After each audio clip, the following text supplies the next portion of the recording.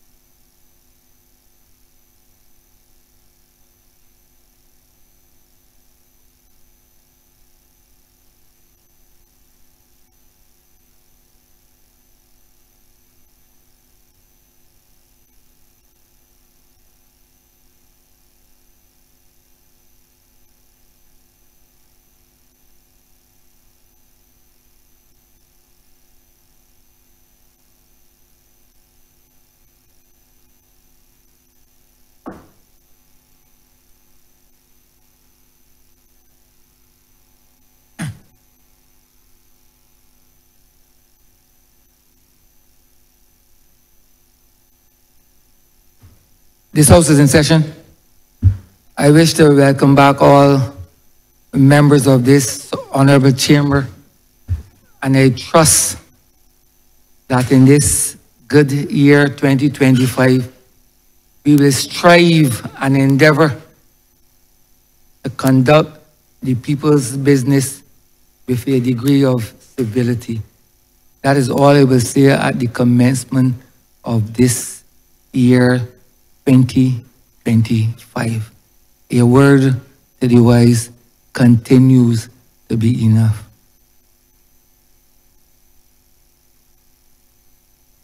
Minutes of the meeting held on Tuesday, 17th December 2024 to be deferred. Honourable Leader of Government Business. Mr. Speaker, I beg to move that the aforesaid minutes be deferred. That the aforementioned minutes be deferred. All those members in favor, please say aye. Those against, please say no. Me think the ayes have it. The aforementioned minutes are hereby deferred. Announcements by Your Honour the Speaker. Messages from Her Excellency the President. Petitions and papers. Honourable Leader of Government Business. Mr. Speaker, I'm commanded to lay the loan contract number 5908 OCBA between the Government of Barbados and the Inter-American Development Bank, Barbados Climate Resilient South Coast Water Reclamation Project, December 12, 2024. Government notices, private members' notices, notices of questions, reports from select committees. Honourable Member St. George North. Mr. Speaker, I beg to lay the report of the Joint Select Committee on the Social Sector and the Environment on the Health Services Amendment Bill 2024 and the proposed Health Services Regulations 2024.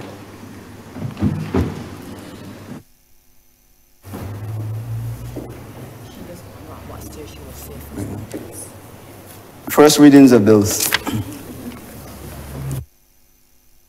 Honourable Member St. Philip West. Mr. Speaker, I beg to move the first reading of the Student Revolving Loan Fund Bill 2025.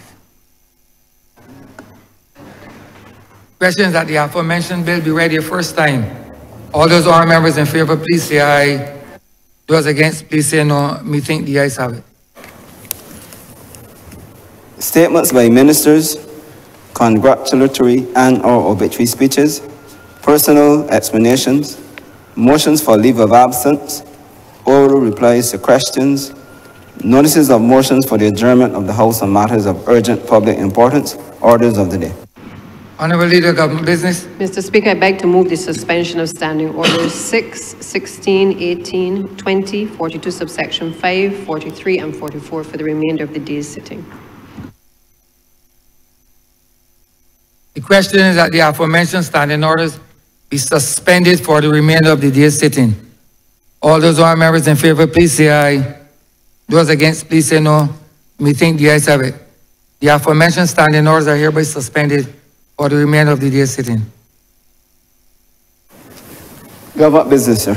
Government business is the order of the day. Order number 11. In the name of the Honourable Minister of People Empowerment and Elder Affairs, to move the second reading of the Rights of Persons with Disabilities Bill 2024. Honourable Member St. Michael South.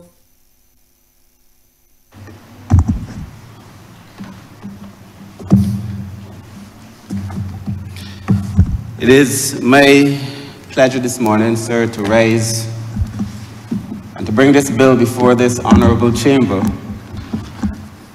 I want to begin, sir, by, of course, wishing a very happy and a prosperous new year to all of Barbados.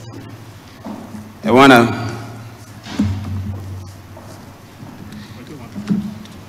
to thank all the members of staff of the Ministry of People Empowerment and Elder Affairs who would have done tremendous work over the course of the last year, which would have been reflected, sir, in a number of pieces of legislation and policy and administrative adjustments that we would have made, sir. I also feel specially moved, I hope it is proper to do so, to say it is great to see you, sir, resume your position in that chair, notwithstanding the excellent role played by the member for St. Thomas. It is really good to see you. I beg your special indulgence, sir, and permit me to welcome, with your permission, of course, the number of persons from the community of persons with disabilities in their individual capacity, as well as in the capacity of representatives of a number of organizations that support persons with disabilities. I do believe the number of persons that are here is testimony to the commitment and the relationship between the government and the community of persons with disabilities. So I commend their work. I commend their ethic, their attitude, sir, their support on this bill to all of Barbados. It has been my privilege to work with you all during the course of the last year or two to be able to bring us to a point where we now have the most transformative bill in the entire Caribbean region that looks forward, sir, and promotes the rights of persons with disabilities. I also want to thank my colleagues, sir, because I believe that if I were not even here, that any of the members on this side could get up and speak to these issues with a degree of familiarity, passion, and authenticity because of the conversations that we would have shared over the course of the last few years. Recognizing that as Barbados advances, it cannot be a case where some do well and others do not as well.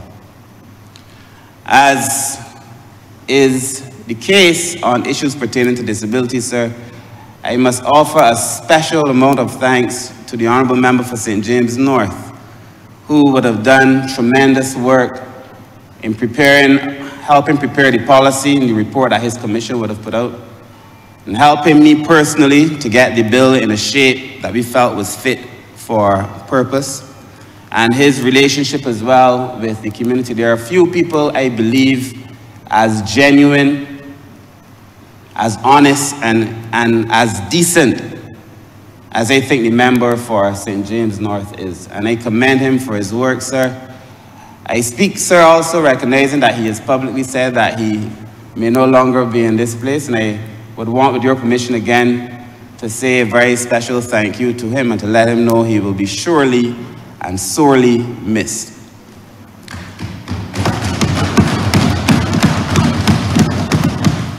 I also want to thank Mr. Speaker, the member for St. Thomas, who was Minister of People Empowerment before I had the opportunity to be the minister, and who would have started a lot of this work, sir.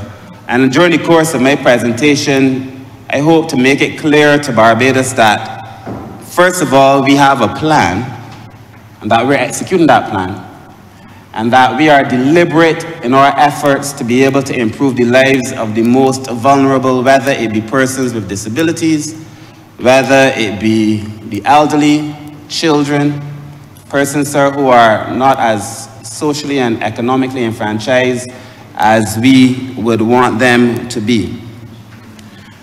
On this particular bill, Mr. Speaker, sir, we also must thank the Law Reform Commission for the work that they would have done in helping us to get to this place, sir. In the whole set of tools available to a government, I believe that this has been such an amazing addition to the artillery in terms of the production of legislation. And we would have worked very closely with the Law Reform Commission on this bill and on the bill for the elderly, and took consultations on the bill for children. And I want also to commend them for that work, sir, because we could not be here without them. And then lastly, but surely not least of all, I have to thank the Chief Parliamentary Counsel and her team. Sir, I cannot tell you the amount of times on short notice I was able to bounce ideas off of the CPC, to have her return my calls and my messages, sir. Driving work, sir, at a rate that some would find perhaps intolerable in February. We were driving it in January, early December, just before Christmas, just to be able to find ourselves in a position, sir, where we could produce something that the whole of Barbados could feel proud. I want to thank the CPC, I want to thank her team, I want to thank the AG, sir, because on a number of these bills that we would be producing, sir, there is no one ministry that can do any of this work on its own. I really want to thank all of those who took a role in helping us to be able to do that, sir. If there's anyone else that I miss, of course, sir, I want to thank them too, because I believe we got here through consultation, through relationships, sir, and by valuing our partners and our partnerships, sir. Mr. Speaker, sir, I want today to share Very briefly, I think that we have spoken on disabilities before. I believe that the public is well aware of the issues that we are dealing with. But I have today, sir, a desire to share with the country the vision for the social services sector. And I feel that I must do so, sir, within the context of this debate, because critical to the work that we are going to be doing in that reform of the social services sector is the work that we're doing for persons with disabilities, sir. As it is the work that we're doing for children, the amalgamation, and so on. And we would have brought a policy here, sir, on, I think I led it on Tuesday, the 29th of October. We brought a policy here, sir. That policy articulated a vision as to where we ought to be going. During the course of that discussion, sir, I made it clear that it was my intention to be able to lay the bill for persons with disabilities before the end of the calendar year, and we were able to do so. When we first began, sir, as a parliamentary team, we would go through our manifesto and say, promise made, promise kept. This was a promise made, sir, and a promise that was kept. And I want to begin, sir, to talk about the planning, because there are some people who would hear that the government is doing a policy and wonder, why is the government doing a policy? Why is it that the ministry worked on a policy for elderly, we're working on one for children? Why have a policy for disabilities, sir? But it is said that planning without action is a daydream. But action without planning is a nightmare, because you're here, there, and yonder. How do you gauge your impact? How do you gauge whether you are hitting your targets or not? How do you gauge whether you are making a meaningful change in the lives of the people that you have been asked, sir, to intervene in their lives, sir? So in a way, that policy gave us signposts. It gave us direction and allowed us, sir, to shed light on what I believe has been a very dark, long period for persons with disabilities in this country, sir. And I do not wish to have a political discussion on this matter, only because, sir, this matter has no bearing whatsoever on politics, except to say, sir, that those of us who occupy this place on both sides have made some efforts, sir, to improve the lives of persons with disabilities. It is interesting to note that it was the Labour Party that signed in 2007 the Convention on the Rights of Persons with Disabilities, and another government in 2013 ratified it. Such has been the approach taken on these social matters, sir, and I hope that long may it continue. But in this vein, sir, as it speaks to persons with disabilities, sir, I do not think that any of us should come to pat ourselves on the back or some idle boast, sir. The fact that we are laying legislation, and that in this legislation it commits several ministries to be able to do certain things, sir, to advance the lives of persons with disabilities, means that it should galvanize our resolve as a government to deliver each of us on behalf of the persons with disabilities. It means in practical terms that as we go through these estimates over the course of the next few weeks, that we include in our estimates the financial resources to be able to make real the promises that we are making, sir, in this legislation. We must galvanize our resolve to do better. That is the nature, sir, of the legislation that is before this House, sir. It is the nature of the way that we must approach this debate, sir, and implementation, evaluation, and monitoring must become the hallmark of the way we do business. We cannot say we're going to do these things, sir, and leave them to chance. I also, sir, introduced during the course of the last estimates the concept of inclusive prosperity. And I shared during the debate, sir, during the estimates debate and during my time in the well, that the idea of inclusive prosperity means that as a country prospers, that those who are benefiting from that prosperity, sir, must be everyone. And that there must be, at times, deliberate, practical policies that are constructed in a way that allows us to give some benefit to persons who traditionally haven't benefited from the prosperity of a country. Inclusive prosperity.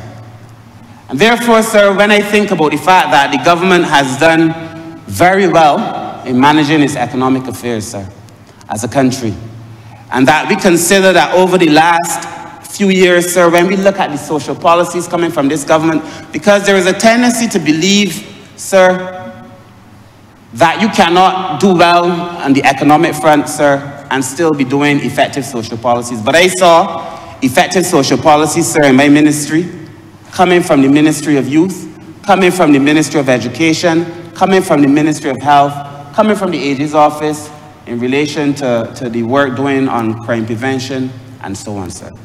Coming from the Ministry of Labor. When I look, sir, at government's overall portfolio of performance, sir, I would argue that there has not been as much advance in the social policy arena as there has been, sir, in the last 6 years, sir, perhaps from any government. Sure. And the reason that people may not be able to see it, sir, because, you know, there was a time when there were things that had to be done that were very obvious in the social policy space. There were things that were very obvious. We were able to deliver on those things, sir. People were able to get uniforms. People were able to go to certain schools, and so on. But social policy and its requirements, to a certain extent, we've been able to manage some of those things. We must continue to do those things, but there are other things that we must also be able to do. And when I look at the work coming from this government, I am pleased, sir, with the social policy performance. But I also, sir, would wish to advise that we cannot, again, be idle in our boast. We cannot drop the ball. There is a view, sir, held in the literature on social development, sir, that you must be able to harmonize effectively your social programming and your economic policies, your economic growth. So that if you are able to do this, have a deliberate, pragmatic, practical, sir, from the outset, conversation around being able to have social development policies, sir, that benefit all who need to benefit the most. I would argue, sir, and in fact, sir, in the presence of the persons, sir, who represent the community of persons with disabilities, sir, some I would wish to call by name, but I know we're not allowed to do that because, sir, these are persons. These are people with lives, with wives, some with, serious relationships and regular lives. The fact that we refer to them as persons with disabilities is only for the purposes of being able to have a conversation. But these are people, regular people, sir, everyday people with everyday problems. Some, sir, have nothing to do with a disability. Just like many of us dealing with the children, trying to get to work. Those things, in the cases where they have jobs, because it is still unfortunate, sir, that about 90% of the community is unemployed. And this is something that we would have to be able to address during the course of this conversation. But I would be sure that if I were to say here, sir, that we have to look at these things, the economic and social policies, because, it would be easy to come and say we need to put more money in welfare, to give the persons with disabilities more funds, and believe me, I think we ought to. That we need to revise the welfare rates and to be able to offer a higher level of support for persons with disabilities. I do not disagree at all. But I would be, sir, dishonest to myself and not reflecting the honesty, sir, that has been shared with me from the community when I say to you that most people want to work and they want to be part of the build-out of Barbados. So that, yes, we should be able to offer this social support, but that ideally, what we need to do is to be able to give jobs, to give work, and to allow people to survive in this country with dignity, because that is what they want, sir. And that is what this legislation seeks to do, sir. During my last presentation, sir, on the policy, I went through great lengths. And I don't intend to repeat it today, but I went through great lengths then to articulate the struggles of the community of persons with disabilities, sir. In fact, sir, I remember that on the morning or the night before, when I was speaking to a colleague, sir, who has a disability, my advice was to go and explain to the country what it is that we are dealing with. And so I came and I spent a significant amount of time going through the struggles, the day-to-day struggles of persons with disabilities. I do not intend to repeat it today necessarily, because the legislation, sir, rectifies and remedies, or seeks to, a number of these issues, sir. This bill is a common sense bill. This bill is a practical bill. It's an omnibus piece of legislation in the sense that it addresses a wide range of ministries, but it is a common sense bill. I feel, sir, that we're not in Parliament all nicely decked out in a suit. You and I, sir, and other people could be having this conversation at a table over something light. And having a serious conversation, sir, in a way that people in Barbados have conversations, sir. This bill does this, and this. This is what's happening now. This is what we're dealing with. This is what we're seeking to address. I have a friend, sir, my personal assistant. She's always saying, tell me what you're dealing with, you know, when she's talking to other people. This is what we're dealing with, sir. So, sir, this is what it is that we are dealing with, sir. It's a common sense bill. And it would be surprising to me if anyone were to oppose the content of this bill, sir. There are places, sir, where after consultation, as you would see, where I felt that we could have gone further. There are places after consultation, sir, where I felt we could probably have pulled back, sir. Some of that is there, and some got in, some got out. This bill is not sir, permit me, this is not Kurt Humphrey's bill. This is a bill, sir, that after consultation for a significant period of time captures what we think, sir, is the mood of the country, the needs of the community, sir, and the will of a government that is committed to advancing the lives of persons with disabilities. You know, sir, a few years ago, when I was doing some community service, sir, I met a man. I might have told that story before. I would not tell the entire story, but I met a man who was a homeless man. And we were in the Queen's Park. This is long before politics. We were in Queen's Park. We used to sell shirts or distribute shirts for free for $1, sometimes $2. Just small amounts of money. And people would come, sir, to Queen's Park, and they would purchase these shirts, these shoes, whatever it is that we were selling, sir. And one day I met a man. And this thing has stood with me for so long. I met a man, sir, he came to purchase, he said he wanted a shirt and a pair of shoes. And he did not have enough money for the shirt and the pair of shoes. I think we were selling 2 and 5. Numbers may be wrong, but 5 for the shoes and 2 for the shirt.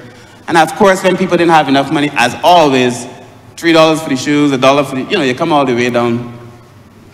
This man said to me, I do not have enough money, but I do not want you to give me a further discount. These things are already priced, sir, being sold for a price, sir, that is more than fair. Believe me what I say to you, sir. He then said he was going to leave and come back. And he left, sir. We were in Queen's Park. He left and he took the gate, sir, the one that took you to town. And he was gone for a while, and I almost forgot him.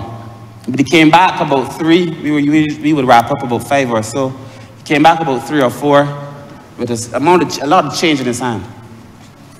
He had enough money, sir, to purchase the shirt and the shoes. And he took off the shirt that he was wearing when he bought the shirt, and he put on the shirt that he bought. And he took off the shoes that he was wearing, and he threw them in the garbage, and he put on the shoes that he bought. And I said to him, because he had enough money in change, I said to him, but sir, you can get anything else here that you want. You know, you don't have to worry, we're closing down. I could give you another pair of shoes if you want. We have another pair that size. I could give you another shirt. He said to me, thank you very much, sir. But I do not want another pair of shoes, and I do not need another shirt. He said, I am a homeless man, and I do not have any place to put another pair of shoes, and I do not have any place to put another shirt. All I need is the shoes that I would have on my feet and the shirt that I have on my back, and I want to thank you for giving me the opportunity to buy them. This man. I posted about it on social media a few years ago. If you don't believe me, it's there.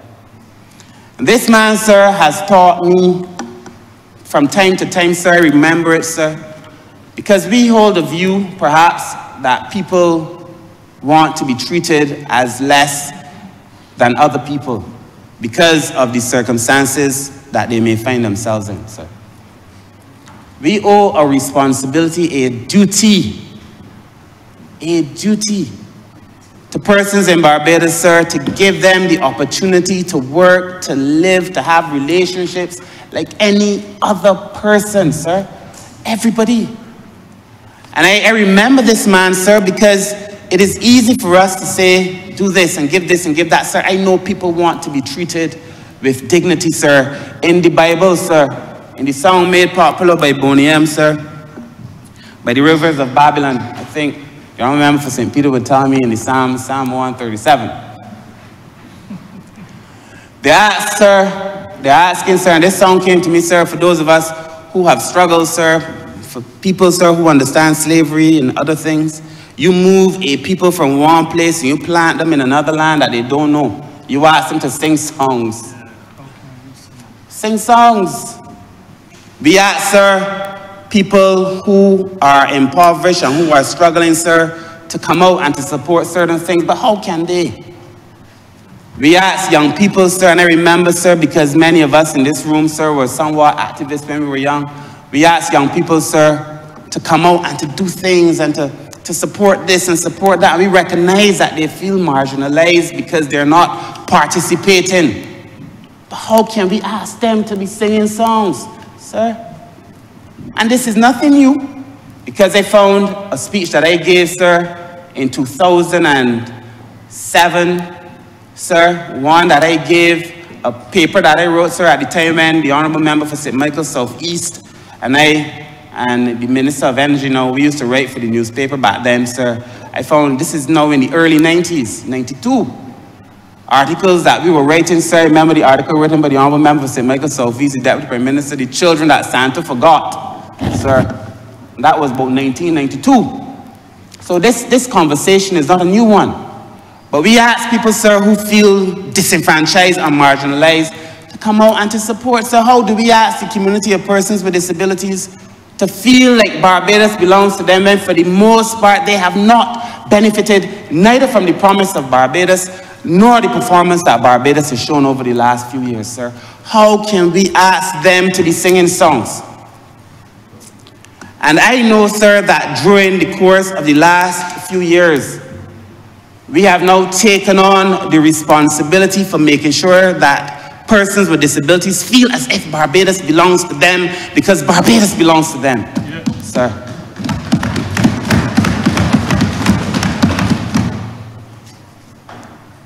How can we ask people to sing songs in a land that does not feel like their land, in a strange land? And our job, sir, is to make sure that this land feels less strange for the poor, for the elderly for children, many of whom, sir, are neglected and abused, for young people, for all, sir, who are in a vulnerable state, sir. That is why we are here. That is why we are here, sir. And I do not often, sir, I try my best not to find myself embroiled in political conversation, sir, because people got to live whether this government is in power or whether another government is in power. People have to live. And that we have to be able to make promises and stand by our promises, sir, if those promises advance the lives of ordinary people, sir. But this is not work for the government alone. I don't want to give this impression that this government is able to do some miraculous thing and remedy everything. This is not work for the government alone.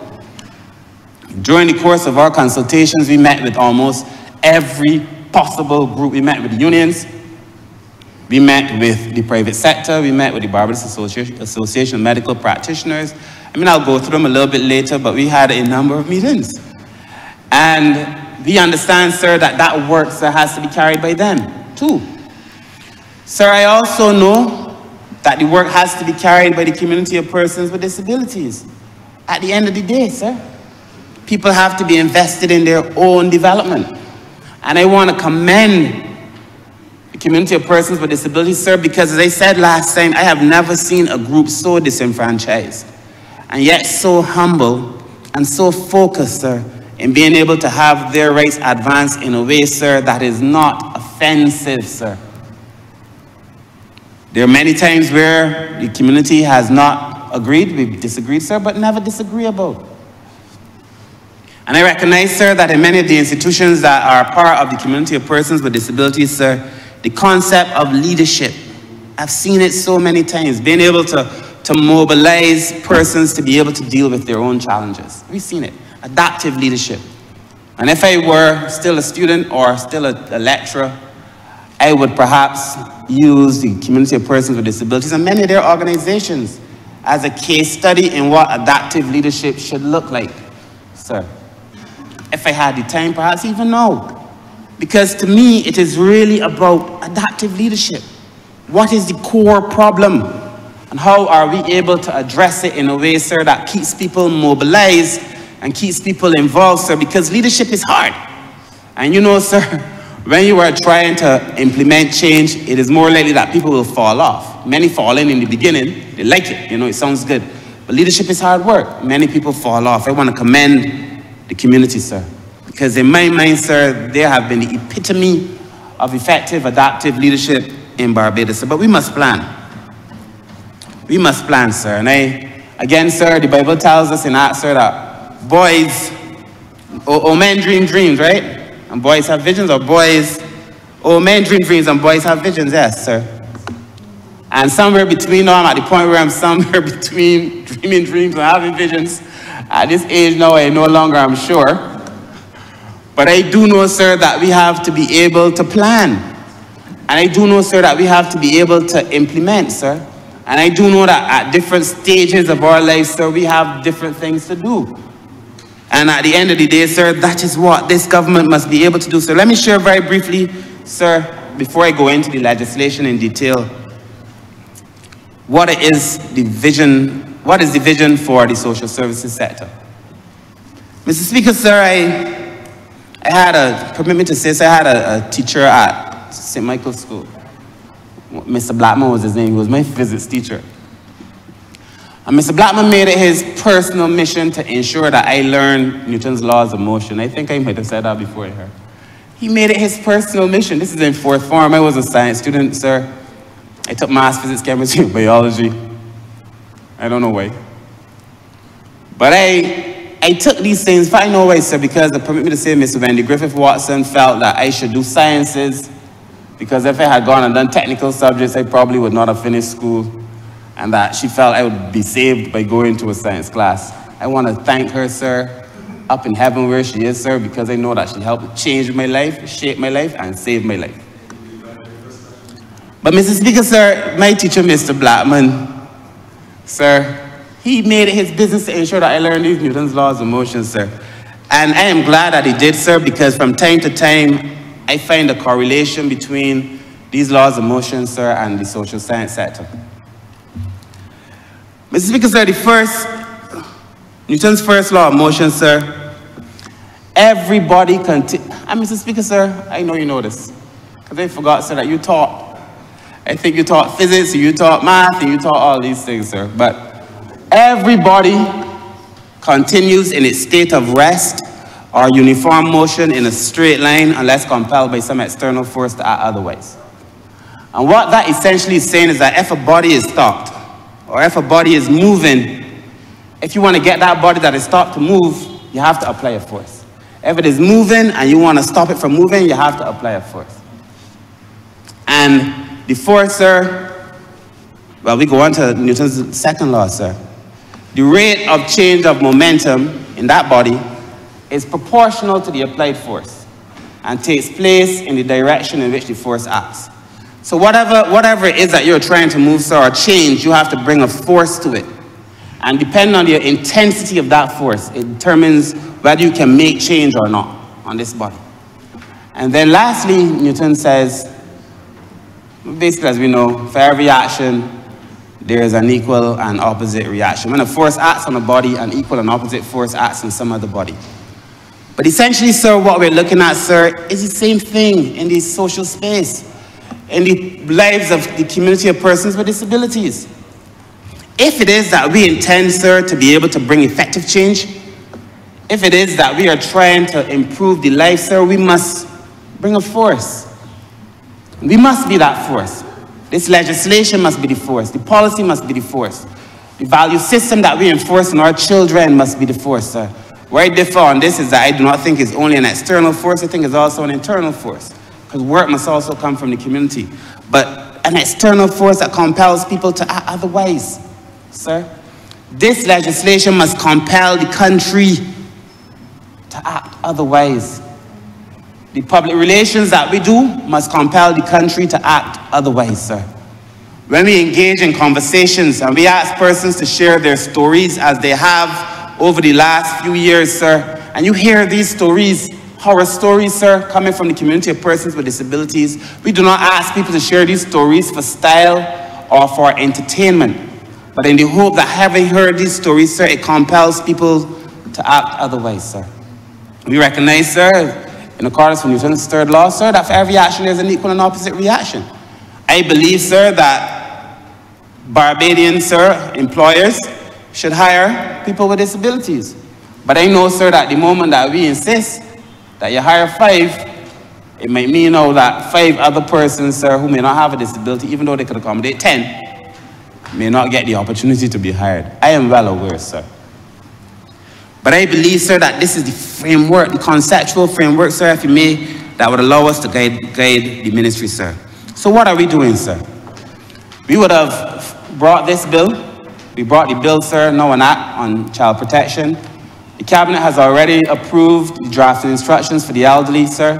And hopefully before the end of March, we will be in a position to lay for the first time in this country legislation to empower and protect the rights of older persons in Barbados, sir. For the first time. We, sir, are working on the creation of an amalgamated entity that we now refer to as a social empowerment agency. And I will speak to that in a second, sir. But it allows us to deliver. And all this work happening at the same time, sir, because all these things are interrelated. All these things are interrelated, sir. And when we create that new social empowerment agency, it must have legislation that guides the various entities, sir, that is new and that is fit for purpose, sir. And I would explain, sir, the social empowerment agency when we bring that bill, sir, in much greater detail. But the reason, for those who are asking, that we have chosen social empowerment as opposed to family services, which is what we referred to it before. Family services is more procedural, more process. We want to offer family services. But social empowerment is aspirational. It is outcome-oriented, sir. And I believe that all of Barbados and all of our ministry's performance must be outcome-oriented, not necessarily procedural. So essentially, we have a vision, sir, that is outcome-oriented, that would advance the work of the lives of persons with disabilities, sir. So what is the current legislative framework? And I will go through this very quickly, sir, because, as I said, I don't think this needs to be, for me, at least, the longest of presentations. But the current framework, sir, in Barbados, sir, that guides the lives of persons with disability, the National Assistance Act 1969, sir, the National Insurance and Social Security Act, Cap 47, the Health Services Act, the National Assistance Act of 1946, the Offences Act, sir, against the persons, and the Emergency Management Act. Those are primarily what we refer to, sir. And none of those bills, sir, none of those pieces of legislation are recent. Again, sir, I feel that a lot of the social services sector legislation is so old. It is so old. And the fact that we have been relying on a lot of it, sir, over the last few years, sir, while our organizations have changed. If you go and you look at the work that the NDU is doing today, it is not the National Disabilities Unit. It is not the same work that the National Disabilities Unit was doing when it was created. When you look at the work, for sure, of the National Assistance Board and what they do for older persons today, it is not the work that they were asked to do when that organization was created. And the same thing, sir, with children. And so we must modernize our legislation to have legislation that is fit for purpose. You know, I recall, sir, when I was debating children, I told the country that the legislation, in some cases, that guided our work with children was from 1904. 120 years, sir. Well, 121 now, sir. So that essentially what we had, sir, was a legislative framework and architecture, sir, that was not fit for purpose, sir. So we had set out in the policy, sir, and let me remind the country, sir, what the policy said. We set out in the policy what it is we want to address. We said, sir, there were issues of accessibility. Issues of accessibility, and I don't think I need to explain that. As pretty self-explanatory. People need to be able to access buildings, they need to be able to access transportation, and the wider physical infrastructure of the country. We spoke, sir, of an adequate standard of living and social protection. We determined that we needed to have awareness building as part of the work of the Social Empowerment Agency. We spoke also of education, training, and lifelong learning, sir, because education, sir, at the end of the day, for all of us, has been the reason that most of us have been able to stand here. That's the truth. Most of us, sir, born into regular circumstances in Barbados, sir, would not be in this place if it were not for education. And some of us, sir, had our education later, and some of us, sir, would have had the opportunity to train, whether it would be informal training, sir, and so on. Many of us, sir, because we were able to be given the chance at education, sir, and there's no justification on this God's beautiful green earth why persons with disabilities should not have the same opportunity, sir. And I know when the member for St. Philip West speaks, she will speak to the number of things under her leadership that the Ministry of Education is doing, as well as the member for St. James South. Mr. Speaker, sir, we spoke about health and rehabilitation. We spoke of legal recognition and access to justice, participation in society. Some of these things, sir, people might be listening and saying, well, you got to go in Parliament and say people should be allowed to participate in society. Well, if it weren't a problem, it wouldn't be here. If it weren't the case that persons weren't allowed to participate in society, sir, it wouldn't be here. And I said last time that the reason that people are not being able to participate in society is not any shortcoming on behalf of the people with disabilities, sir. It is the country. It is our infrastructure. It is our mindset, sir. And there are things in this bill, as they go through the bill, sir, that you will see, sir, that we meant to address some things, sir, that we brought in to this conversation, sir, because the country, in some ways, it has to change, sir. We also address protection of rights to life, regional and international cooperation. We know we need better statistics, sir. We know we need better statistics and data collection, sir, all over the government, particularly, sir, as it comes to persons with disabilities.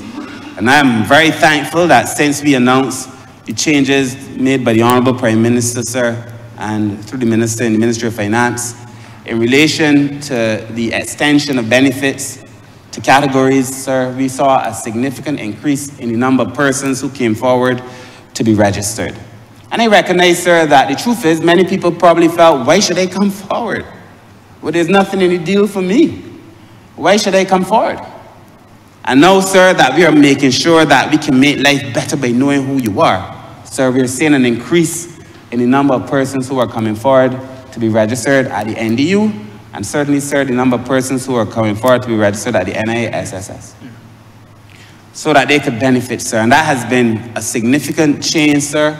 It has made life a lot better, sir, for the number of persons in this country, sir. And I do believe, sir, that I believe any member for St. James North speaks, but the Prime Minister made it clear that what we attempted to do in the legislation that extended those categories, sir, to include cerebral palsy, Down syndrome, multiple sclerosis, and autism, what we meant to do, sir, was for any child who could not function, or any person who could not function beyond those categories, it was the intention of the government to offer resources to all of those categories, plus any other child or person who could not function, whose disability made it so that they would never be able to work and to earn and to function. And I do believe that we're going to be making an amendment at some point to allow us to implement what the Prime Minister meant when she said that we were going to expand for these categories, sir, so that there will be an even wider range of categories who can benefit from the funds, sir, that will be offered through the NIS, sir. And this, so beyond the legislation, we're putting our money literally where our mouth is, in the sense that we're making sure that people have the capacity, sir, to be able to get $1, sir. Those people who will never be able to function. I've said to the Welfare Department on more than one occasion, there's a process where after a few months, because of the computer system, we're changing the system, where after a few months, people, and not most of my colleagues know it because they call me all the time, where after a few months, a person may fall off the system. And they fall off the system because there's supposed to be, after 6 months or so, a review. So it pops up to allow them to know that the person has to be reviewed. And in the case where the review is not done, sometimes accidentally people may drop off. We had to change the system. But that should never apply. That must not apply to persons who have disabilities, sir, that we know their circumstances are not going to change. We know this. And so in the new system that we're building out, sir, we're seeking to correct a lot of these deficiencies, sir, because it is unfair and unfortunate that we've lost, sir, a number of persons' capacity to be able to eat because of a computer system. Therefore, sir, we must correct the computer system. In cases where that has happened, we've made it very clear, just open up. Just go in and do the thing, no? If we were in the meeting, I said, just go and help the people, no man, sir. Because at the end of the day, sir, that is essentially what we were able to do, what we came to do, sir. And there are a number of challenges, sir. As I said before, I'm not going to go through them because we've gone through them. But essentially, sir, I believe my colleagues will go through again some of them because the country really needs to be reminded. But primarily in relation to discrimination and exploitation and the inability to earn and to live and to earn and to eat in this country, sir. Barbados, sir, like most other countries in CARICOM, has a percentage of persons with disabilities. Around the world, sir, I think it's about 15 to 20%. There's no reason to believe that Barbados has less than the 15 to 20% of persons with disabilities. I hope that we have more accurate information over the next few years as people come forward and register, sir, so that we have a better picture, sir, of who has a disability. And I also hope, sir, that when we do surveys or when the census is done, that people are honest about who's in the household. Is there someone with a disability in this household? Yes or no? Person probably will say no. Or if they say yes, what is the nature of the disability? Is it blindness? Is it the inability to hear? So that we have these statistics, sir. At the end of the day, sir, regrettably, notwithstanding all that I have said, the unemployment for persons with disabilities is ridiculously high. It is absurd, sir.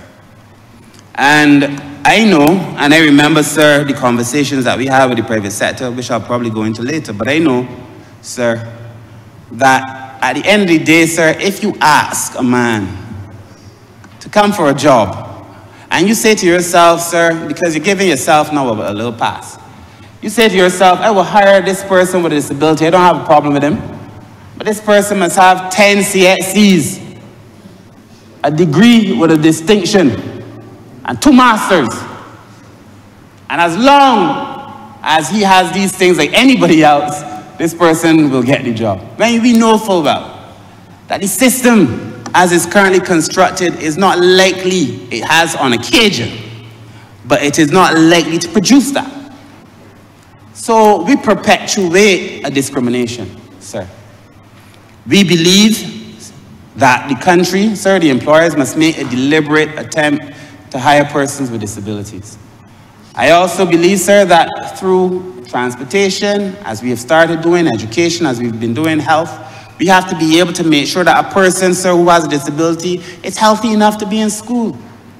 Because if you're missing school, you can't learn. And if it is that it is a problem related to health, and that has to be addressed, then we have to address the problem. We have to fix these problems at the core, sir. And when I go through the legislation, you will see, sir, that there are a number of things that we fix at the core, sir. We had about 75 meetings over the course of the policy and the legislation, about 75. This is perhaps the widest range of consultation on any bill in the history of Barbados. I mean, 75 meetings and a back and forth, changing bits and pieces, taking on some, leaving out some, sir, to bring us to a position where we are here. So I will not go through all the people I have listed here, but suffice it to say that they met, sir, with a number of people. The committee, sir, led by the Honourable Member for St. James North and his entire team, and again I want to thank the committee, and the 2 persons that we hired as disability advocates in the ministry, Ms. Janelle, permit me, sir, Senator Andwele is like, I keep calling it Andwele, Senator Andwele boys, and Ms. Janelle Odell, sir, who we would have brought on to the ministry as disability advocates. No disrespect meant to the senator, sir, I just call him and really all the time. And again, sir, continuing the meeting, I've seen them, sir, on Morning Barbados, hearing them on the radio, seeing them in the newspaper, just trying to get the message out. So I want to commend these two young disability advocates for an outstanding job that they have done in the ministry on behalf of persons with disabilities, sir. I commend them to this parliament. So, Mr. Speaker, sir, allow me to go through the legislation. And I will do this relatively quickly. I believe, sir, that we have established why the legislation is necessary. I believe, sir, that we've established a vision for the country and where we want the country to go and what inclusive prosperity must look like. This cannot be an elusive idea, a never-ending plan, sir. So in this bill, sir, we've set out, sir, a number of things that would allow us to rectify some of the things, sir, that you will hear during the course of this debate, Mr. Speaker, sir. At Clause 4 in the bill, sir, we outline our guiding principles. And for us, sir, it's important for us to be able to protect the rights of persons with disabilities, to empower persons with disabilities, to offer care and support, to promote the welfare, to have protection from abuse and neglect, sir, and compliance with the UN CRPD, which, as I said, we signed in 2007 and was ratified in 2013.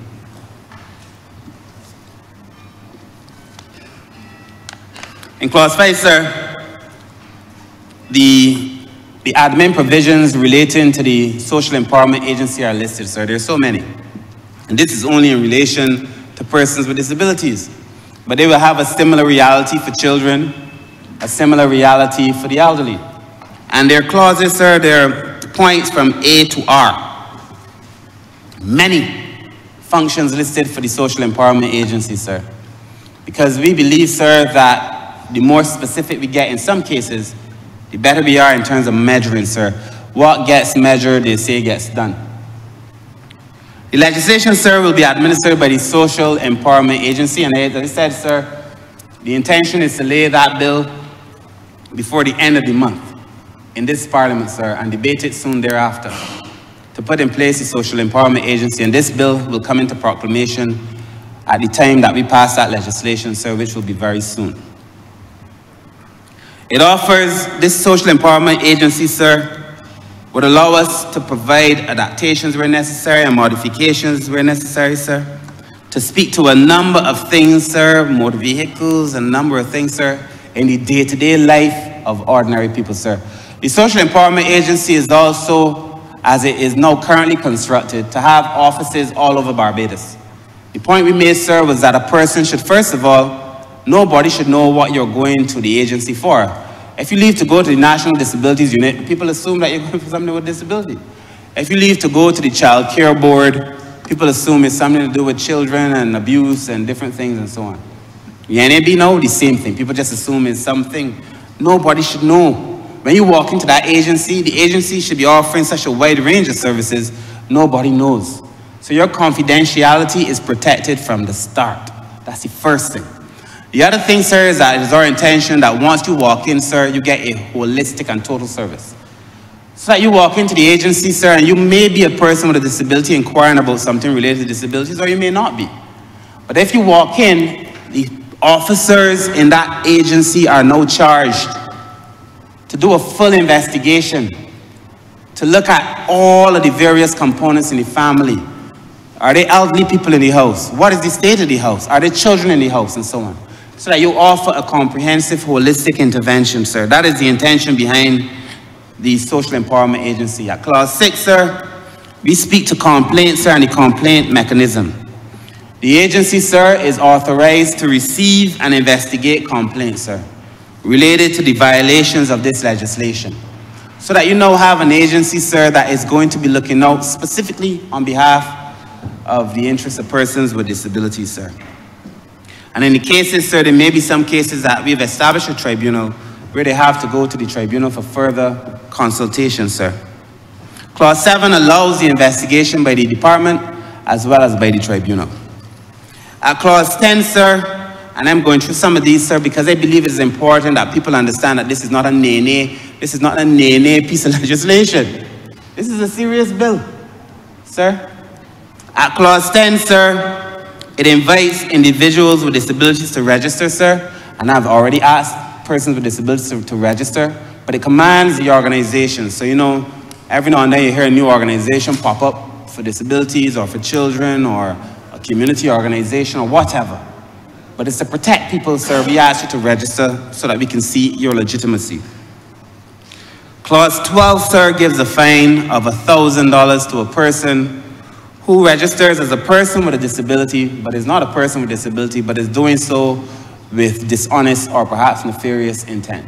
So once we know that you're faking moves, as they say, sir, there is a fine of $1,000. The Disabilities Rights Tribunal is established, sir, and discussed between clauses 13 to 20. It allows them, as I said, to deliberate, sir, on the complaints referred to by the Social Empowerment Agency. People have asked me if I call it SEA, or if I call it C, or if I call it SEA, whether it is an initialism or an acronym. So call it what you may, SEA or C. C of change, C of hope. At the end of the day, that is what we're doing on behalf of the most vulnerable, sir. The membership of the tribunal consists of a chairperson who must be an attorney at law, sir. A deputy chairperson with experience in social protection, thank you. One additional member who is either a person with a disability or a representative of an organization of persons with disabilities, sir. And it allows the tribunal to call meetings, summon people to those meetings, sir, to examine witnesses and so on. Because at the end of the day, sir, many persons with disabilities would tell you that they feel they are not seen and they feel that they are not heard. And sir, we are seeking to be able to address those issues, sir. At clause 21 to 26, sir, we look at the rights of persons with disabilities. We go through the legislation, sir. We make provisions for the protection from victimization of persons with disabilities and provide for a penalty not exceeding $50,000. As is the case with most of the legislation by this government, sir, we have not sought to put jail terms onto some of these acts, sir, because we do not believe that we should put persons in jail for these things. But at the end of the day, the fines are substantial enough, and the will of the government substantial enough to ensure that what we put here in the legislation is followed, sir. Clause 24 of the bill states that a person with disability shall not be subject to any form of discrimination, of exploitation, violence, neglect, or abuse in any form or fashion, sir. And at clause 25, sir, and it is in this bill, we recognize that a person with disabilities is entitled to exercise their sexual and reproductive rights. You would be surprised, sir, to hear the comments being leveled at persons with disabilities, as if they're not human, with the same physical needs as any other human being, sir.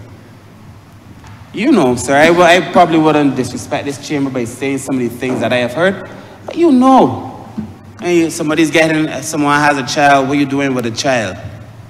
I mean, you're not, let's say that your disability, sir, is that perhaps you are blind, sir. What right you got with a boyfriend, or what right you got with a girlfriend, sir? People, sir, it is almost shameful. And again, sir, I have asked for our PR team internally to capture some of these stories. I recall, sir, when one of our disability advocates, Ms. Janelle Olo, was giving her representation, and she told her story. A lawyer with a distinction. By every other measure of life, sir, nobody would discriminate against Janelle. But people want to know where you getting, how you going to take care of this child, what are you doing with a child? All kind of things, so disrespectful. And it could only be of her inability to see. That's the only reason, sir. That's the kind of discrimination that we are seeking to be able to address in this bill. There's no other reason, no other conversation, no other possibility. That is it.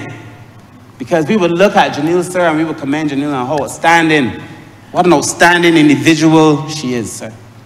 But in the moment where you should be experiencing your greatest joy as a woman, being able to give birth to your child, sir, to have people in the room want to know what you're doing with a child. Those kind of things, sir, are wrong. They are wrong, they are wrong, they are wrong, Mr. Speaker, sir. And it is wrong whether the person is a lawyer or whether the person has zero qualifications. It's nobody's business, Mr. Speaker, sir. Now, of course, sir, there's some people who, of course, you must protect from predators, which is a completely different matter, sir. There's some people we know that are taken advantage of, sir. That's a completely different matter, sir. But if you have the capacity to be able to make an informed choice, it is your choice, sir. We can't be inveigling ourselves in these affairs because we feel that there's a certain class of people created better than another class of people. And the truth is, you know, sir, it's not like any of us are permanently going to be able-bodied. Nobody knows. If I could just drop down here today, I had a friend who sat in a chair at a hotel and the chair collapsed and all of a sudden she now has a severe disability, sir. So we don't know. So even, sir, at the end of the day, sir, even because our lives could change in a moment, but it's not because of that, but even because it could, we should be able to do better than we are doing on behalf of persons with disabilities, sir. When we get to part 5 of the bill, sir, we start to look at the various sectoral issues. So we look at education between clauses 27 to 34.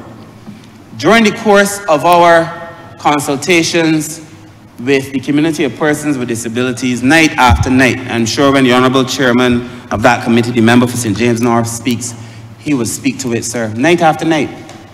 Concern about education. People recalling stories of their now adult children. So again, sir, I don't want this to be no political thing, because this matter goes back for years. For years. People recalling stories of their now adult children and in fact, it is 100 times better in many cases. People recalling stories of just horrible experiences at school. Senator Boyce, when he gave his story, spoke about the teacher telling him he's got to bring his own desk. You got to bring your own desk, man. This desk don't suit you, bring your own desk. That's the reality, sir. In this Barbados, that people feel that they are allowed to be able to say these things, sir. And it is extra painful when persons who are placed in certain positions like teachers and doctors and nurses, counselors and social workers are the ones who are sometimes saying these things. But we go through, sir, in education, sir, we look at clause 30 looks at the integration into mainstream schools, sir, and I want to say that nothing here catches the ministers by surprise because, again, sir, we had conversations with the schools, with the minister in relation to the schools. And a lot of what you see here, sir, is already either being done or on the books to be done by the Ministry of Education. I'm sure, remember, the ministers in that ministry will speak to that, so I'm not going to go through all the clauses. But clause 32 looks at accessibility to these assessment centers when people have exams and so on, sir. Sir, at clauses 35 to 46, we discuss employment. Now, Mr. Speaker, sir, this conversation around employment is perhaps the one that took us the most time.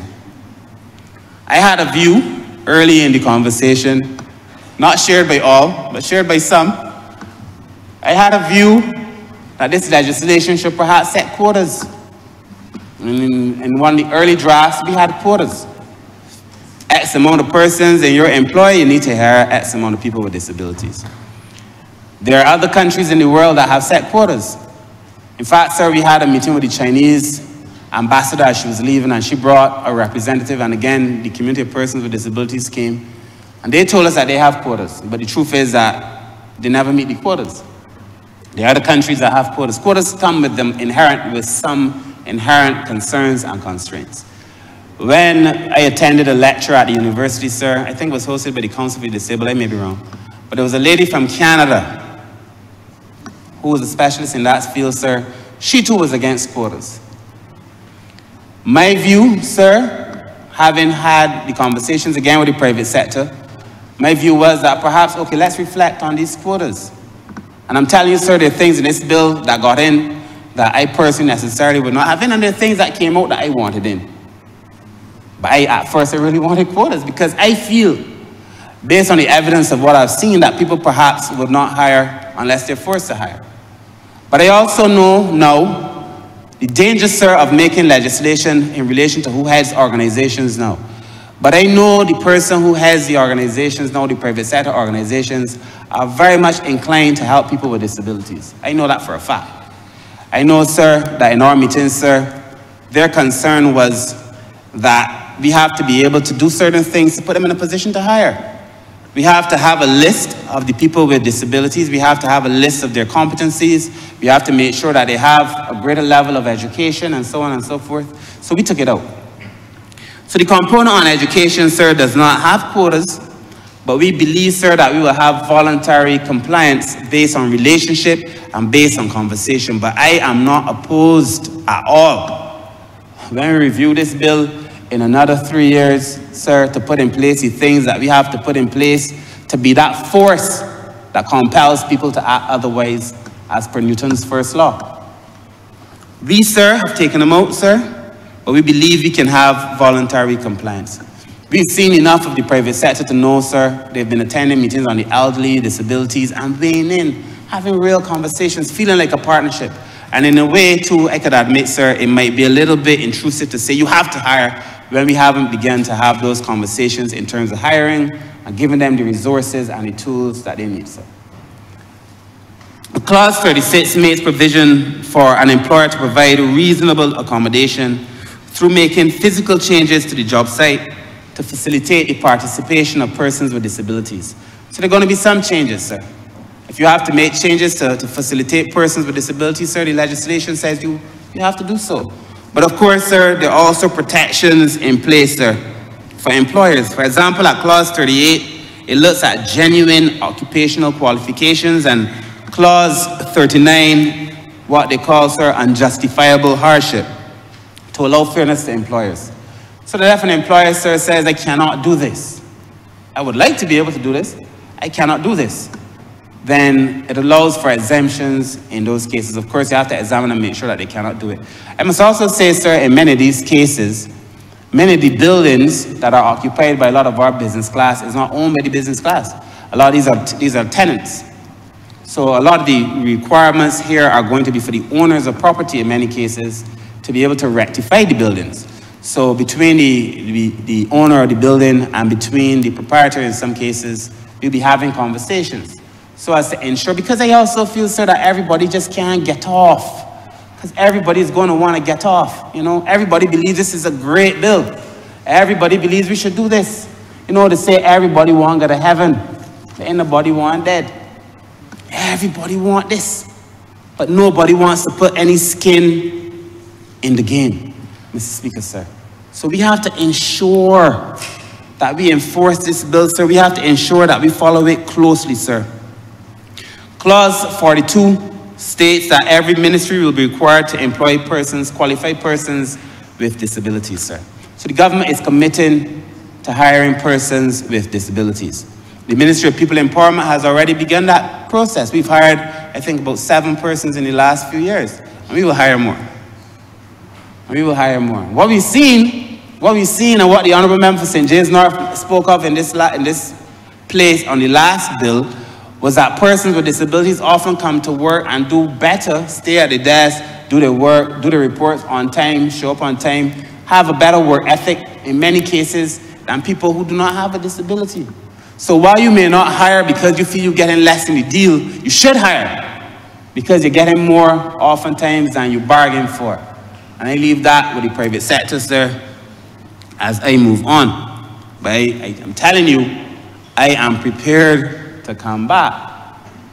But I believe from what we've seen, the evidence of the conversations and the consultations, that I will not have to do so because I've seen on behalf of the private sector an interest in assisting in many ways persons with disabilities. We've seen them come forward, sir, to help the One Family program, to support other areas of persons with disabilities. We've seen them come forward to help welfare. We've seen them for many generations at Child Care Board, sir. In relation to health care, at clause 47 to clause 52, This stipulates that these institutions should offer healthcare services. Any institution that offers healthcare services to the public should also offer healthcare services in a way that fits persons with disabilities. You know, it is okay to say that you are a dentist. You're offering dental services. But nobody can get, the door is so narrow to your dental office that a person who is a wheelchair user cannot get into your dental office. So I would love to help you, sir, but my door too small. These things have to change, Mr. Speaker, sir. Or the person wants to use the bathroom in your medical practice, but the door too small, or that they don't have handrails, or that the person can't, if the person is deaf, the person cannot be otherwise communicated with, sir. These things have to change. The NDU,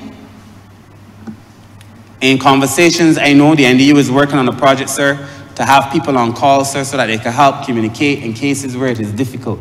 And they need to do it with urgency, because these things are necessary, sir. On the government, sir, we have to do things to make it easier for people who are running businesses, sir. Because we want it to be a case where people want to do these things. We want people to want to live, people to want to help, sir. Clause 48, sir, states that the Ministry with responsibility for health will collaborate with the Social Empowerment Agency to ensure that the facilities are physically accessible and that all medical and paramedical personnel are adequately trained and equipped to give advice and medical care to persons with disabilities, sir. So that, you know, it is surprising when you hear stories. Some people don't want to touch a person with a disability, people who are supposed to be trained. Everything in here came from a practical real-life experience. I don't know if I could deal with that. My training, perhaps, has not allowed me to feel comfortable. Or my own biases do not make me feel comfortable engaging with this person, sir. I often wonder, you know, we did a game of sorts. They call it, it was kind of a game. They embarrassed me, but they asked me to wear a blindfold for a short space of time and walk around some desk. Walk around some desk. It's not even that simple. That's not easy. In fact, that is very, very hard, sir. That's very, very hard. And we put in place, sir, stumbling blocks at every point of the way, every point, to make life even harder for persons with disabilities, sir. I remember the experience because there's a certain helplessness almost and a hopelessness that I felt, to be honest, sir, at that moment in time, sir. But I also knew that in that room were people who had gone through that every day and people who had done so with grace, sir. I mean, most of us, if something goes wrong, we sharpen, we vex off, we ready to block, you know, we cruel. Most of us, many of us, I should say. But you watch what's happening in the community of persons with disabilities every day, a discrimination, every day, a barrier, and yet grace, and yet beauty, notwithstanding any of these things. I heard experiences going to the dentist and the cost of the dentist, and I didn't hear it with anger. I hear it with a degree of sadness, but consulting with the ministry with a degree of hope, hoping that these things could change, sir. And when we implement this legislation, it is my intention, sir, to have the adequate staff to be able to ensure that what we say we are going to do in this bill, we are able to do, sir. Clause 49 gives a duty of caregivers, sir. Healthcare providers and persons who are responsible for the care of a person with a disability shall ensure that the unique needs of a person with a disability are met, sir. At clause 51, a key feature is that a person with a disability shall not be denied insurance solely on the basis of that disability. Now, we had many meetings with the insurance providers. And of course, sir, most of them will tell you that they do not offer such discrimination. And in fact, persons with disabilities can get all kinds of insurance without any problem. And they said so. The only problem was that they were saying so to a room full of persons with disabilities who were denied insurance on several occasions. Several occasions. People being denied insurance for things that have nothing to to do whatsoever with their disability, but for them, no other justification is being offered. We had conversations with the insurance company. In fact, the honourable member for St. James North was particularly stinging in his rebuke, I recall, of the insurance companies during that meeting. And that at the end of the day, sir, look, this legislation is not meant to be no big stick punitive thing. But we know, we've heard enough, we've seen enough to know that unless we put in place these things, they are not going to change. And sir, we hope that some of the things that are in this bill, sir, we do not really have to take before the Social Empowerment Agency. We hope that we could have the necessary conversations. I understand insurance is about risk. You're managing risk and mitigating risk and making sure that, you know, you don't insure a person that pushes up the premiums for everybody else. I understand all that, sir. But just show us. Of course, if the disability is the reason, then we expect it to be higher. But just show us and show them. Show them. Don't just say you can't get insurance. We're not insuring you. Show them. So we're putting in place, sir, policies, sir, to be able to address that, sir. At clause 53, we look at social protection. In social protection, sir, there are a number of things, sir, for us to be able to do. We want to provide assistive devices, sir. And this idea that assistive devices now are what they were 20 years ago, again, has to stop. It really has to stop. Because the world has changed, man. And we're still giving people the same thing and saying that we're doing well. We were in a meeting the other day, Mr. Speaker, sir. And there are no glasses. And I've put in the estimates and I hope that it passes through. I seen it here, so it might pass through on that basis. But there are people who have glasses, sir. People who are blind. They're glasses for the blind. You put on those glasses and you can communicate. The glasses communicate for you. So it connects to your phone via Bluetooth or a speaker via Bluetooth. And I saw this thing work. The glasses will tell you you are in a room that is a brown room. There are 10 people in that room. The person at the head of the table is wearing a lovely blue and yellow coat and a white shirt. These glasses tell you what's going on in the room. If you go down the street, sir, and you're staring at KFC, the glass will tell you KFC is in front of you. Because technology has advanced to that stage. So why can't we do that? Why shouldn't our assistive devices be at the level where the developed country has their assistive devices? And to me, sir, that is the direction that we have to be able to go. I want to know that we have people who are doing the necessary research and looking at what is happening in the international space and then using what are the best practices in the world to come back here and take Barbados forward, sir. As I said before, education is the key. If you have those glasses, you can imagine the glasses that can tell you what's on the board, sir. So I'm just saying there's a number of assistive devices, sir, that we have to be able to look at. And then we have to deliver faster for people. We have to deliver faster. I've had constituents, sir, who we started a ramp in 1 month, in 1 year, to have another year visit, same month in another year, and the ramp still didn't finish. It can't take 12 months to do a ramp. So we got to get better at delivering these services to people. It's all right for me to come and lay down a whole set of things that we're going to do. We have to be better at doing it, sir. And people have to feel a sense of pride in their work, Mr. Speaker, sir. And I mean it from both ends. We have to do better. We've got to make sure that the organizations have the finances to be able to do it too. Sir, at part 55, sir, clause 55, we look at national emergencies, sir.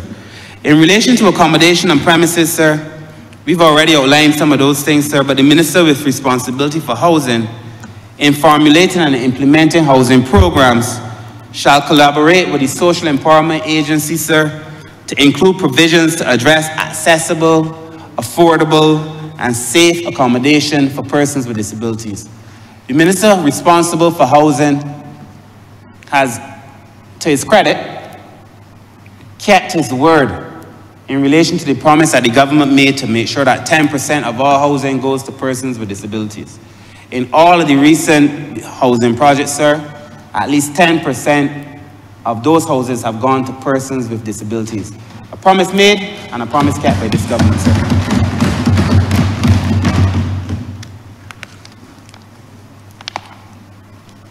Furthermore, sir, the law requires that an owner, his agent, or any person authorized by him, when selling, leasing, or otherwise disposing of premises, shall not discriminate against a person with a disability on account of that disability. The reason that this is here is because it happens.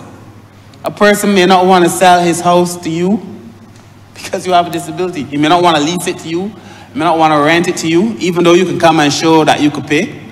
And the vast majority of persons who are not paying rent in Barbados are not persons with disabilities. So the basis of the discrimination makes no sense at all in the first place, because many people who don't have disabilities, sir, are not paying their rent. Most poor people I know don't pay their rent. But some people who are not paying their rent, sir, don't have disabilities. So the basis of the discrimination, sir, makes no sense, sir. At clause 58, 1 and 2, it speaks to the alterations, sir, and that those alterations must be reasonable. Again, we've put in place protections as we did, sir, for the private sector and employment for persons who are owners of property. It must be reasonable. We can't expect people, sir, one person with a disability, and you have to install an elevator in a 3-story building or something. It must be reasonable. So the law provides for these accommodations, these changes to be reasonable, sir. In relation to transportation, clauses 62 to 66, sir, we make provisions for persons with disabilities to have the right to reasonable access to all indoor and outdoor places where services are being offered to the public, sir. And a person shall not be denied access, sir, on a vehicle, sir, on the basis of a disability, sir. Furthermore, sir, within 1 year of the commencement of this act, the ministry responsible for transport, works and waters is duty bound to review, update and cause to be published building codes guidelines for constructions in relation to the renovations of these buildings, sir. I'm sure they're going to do that in conjunction with us and the Ministry of Town and Country Planning, what that ministry is called. Ministry of Planning. Mr. Speaker, sir, the law gives 3 years after the coming into effect of this act to facilitate the recommendations in relation to buildings, sir, for persons with disabilities, sir. At clause 66, sir, the minister with responsibility for transportation shall ensure that as far as practicable, the provision of public passenger vehicles which are accessible to and usable by persons with accessible and usable to persons with disabilities, as far as practical. I know that we've been doing it with the buses that have been acquired. Those buses are disabled friendly. I know, sir, that I've seen with the ZR community, sir, a desire also, they've made it very clear that they wish to be able to have vehicles that move persons with disabilities. The National Disabilities Unit has acquired some additional vehicles, sir, to move persons with disabilities. As it stands, there are a number of persons with disabilities. A number of my colleagues come to me, sir, and they ask me for support to transport a person to the hospital or back, sir. And we do as far as we can, sir, but you must appreciate that the number of persons in relation to the number of vehicles may not permit us to be able to transport everybody every time. And that is why the National Transportation Service must be disabled friendly, sir. At clause 67, sir, we speak to the sports, culture and recreation, and the minister, I'm sure, responsible for sports, the honourable member for St. John will speak to more of those things, sir, so I will not go through them. And of course, sir, we speak to participation in public affairs. Ensuring that there's full participation in public affairs, ensuring that people can vote at the end of the day, sir, because that is a basic human right, sir. Barbadians fought very hard to be able to get that right, sir, and it should not be denied to persons with disabilities, sir. Clause 691 speaks specifically to participation in the political process, sir. In relation to communication, sir, between clauses 73 to 75, sir, we speak about national broadcast being able to be shown in such a way as to allow persons with disabilities to be able to understand, especially programs of national significance, sir.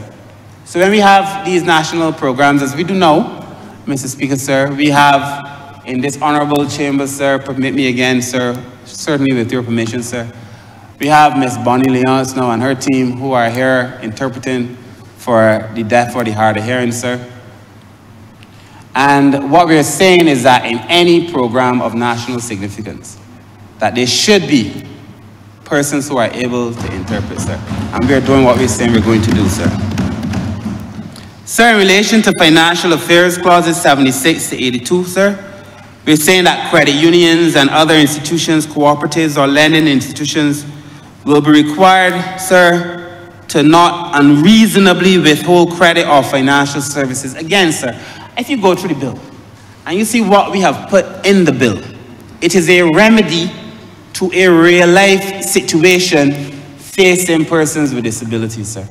So we know that in many cases, persons with disabilities feel very strongly and have evidence in many cases to show that they were denied access to credit.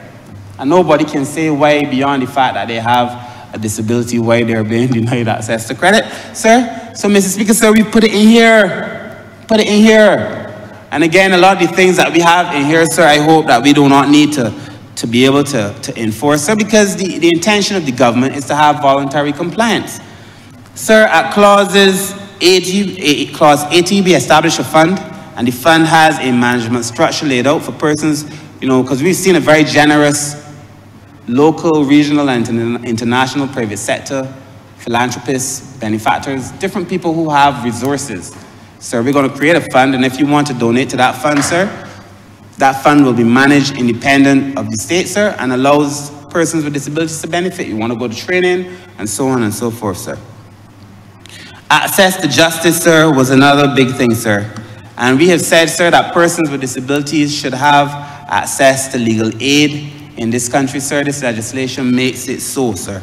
And a person with disability, sir, who believes, sir, that his decision from the social empowerment agency or the tribunal and decides to take it to court, to the High Court, sir, they can do so with the support of the state, sir. So the government now is saying we will help you finance your case if you feel that you have been disadvantaged, sir. The bill allows for a number of things to protect and advance the rights of persons with disabilities, sir. And then lastly, sir, in relation to the bill, clause 87 speaks to mandatory reporting for specific duty bearers, as we did for children, sir. So the legislation speaks to parents, medical practitioners, health practitioners, dental practitioners, school principals, teachers, and so on and so forth. It's a whole set of people, internet providers, where you have access to information that says a person with a disability is being abused. You are duty-bound, as we have done with children, to report that abuse, sir. So that we, as the state, as a reasonable, rational, caring government, can then intervene, sir, and to make changes, sir. The fine for not complying is $10,000, sir.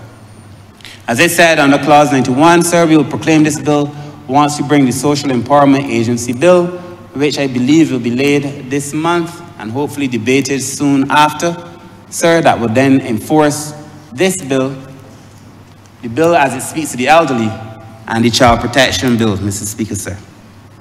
So there are a number of advantages for Barbados having this bill. I feel that I've gone through all those advantages, sir, and I do not wish to go through them a second time.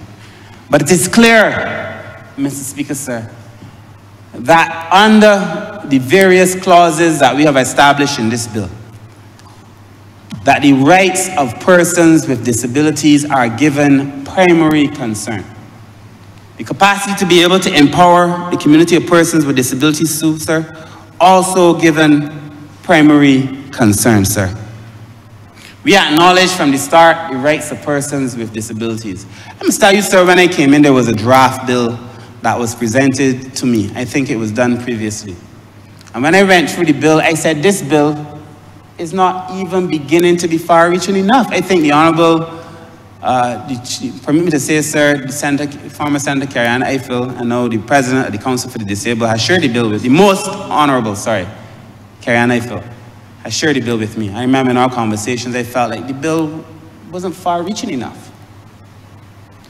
And I believe that this bill that is before the House is a far-reaching bill, sir.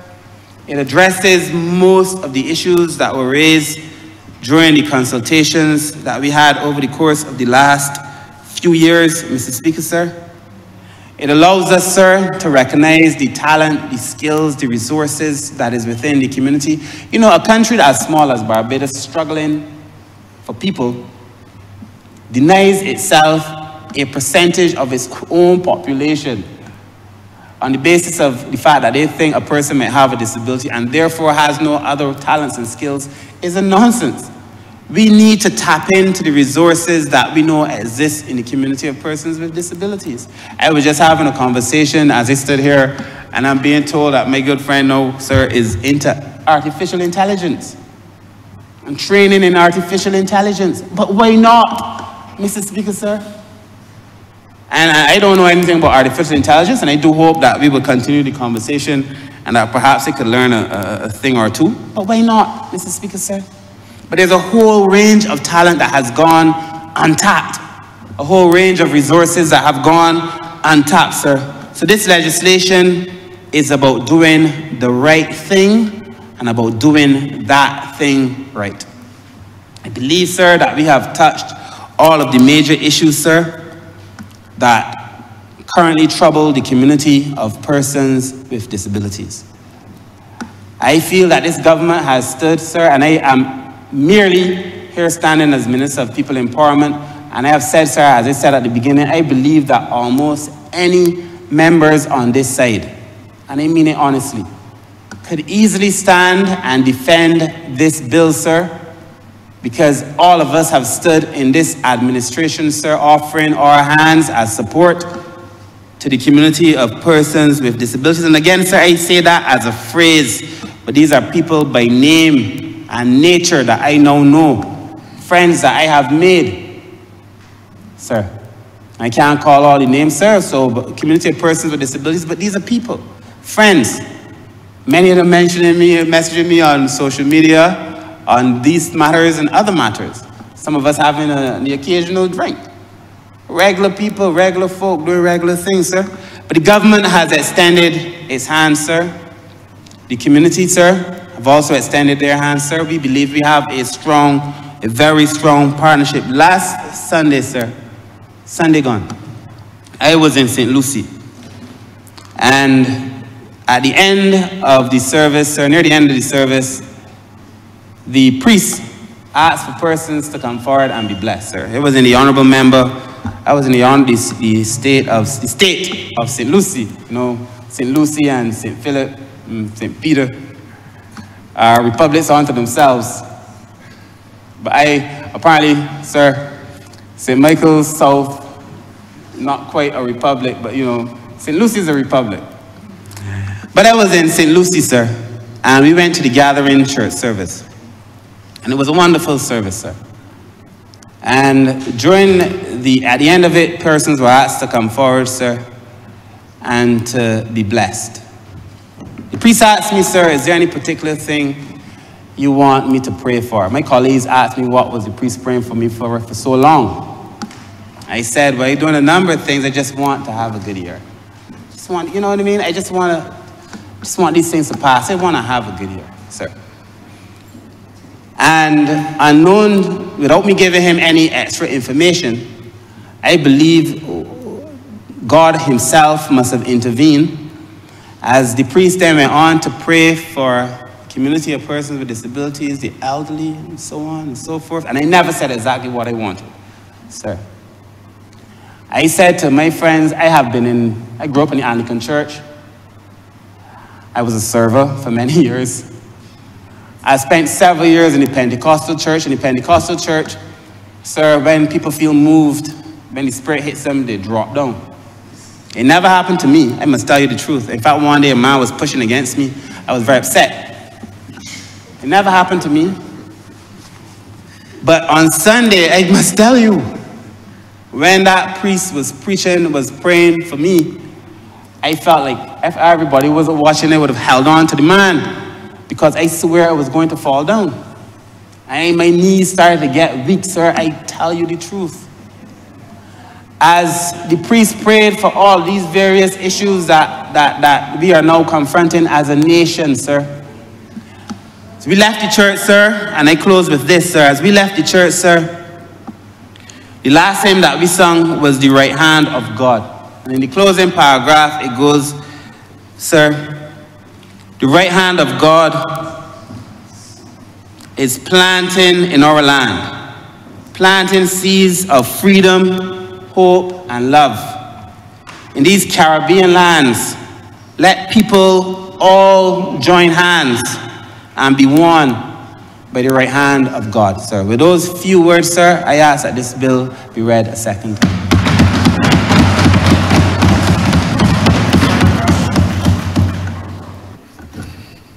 Honourable Member for Christchurch South.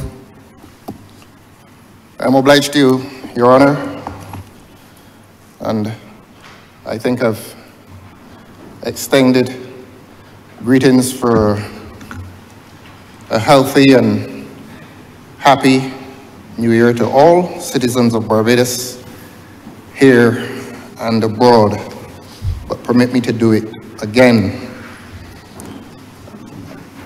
There has been a previous debate, as alluded to by the Honourable Member for St. Michael's South, and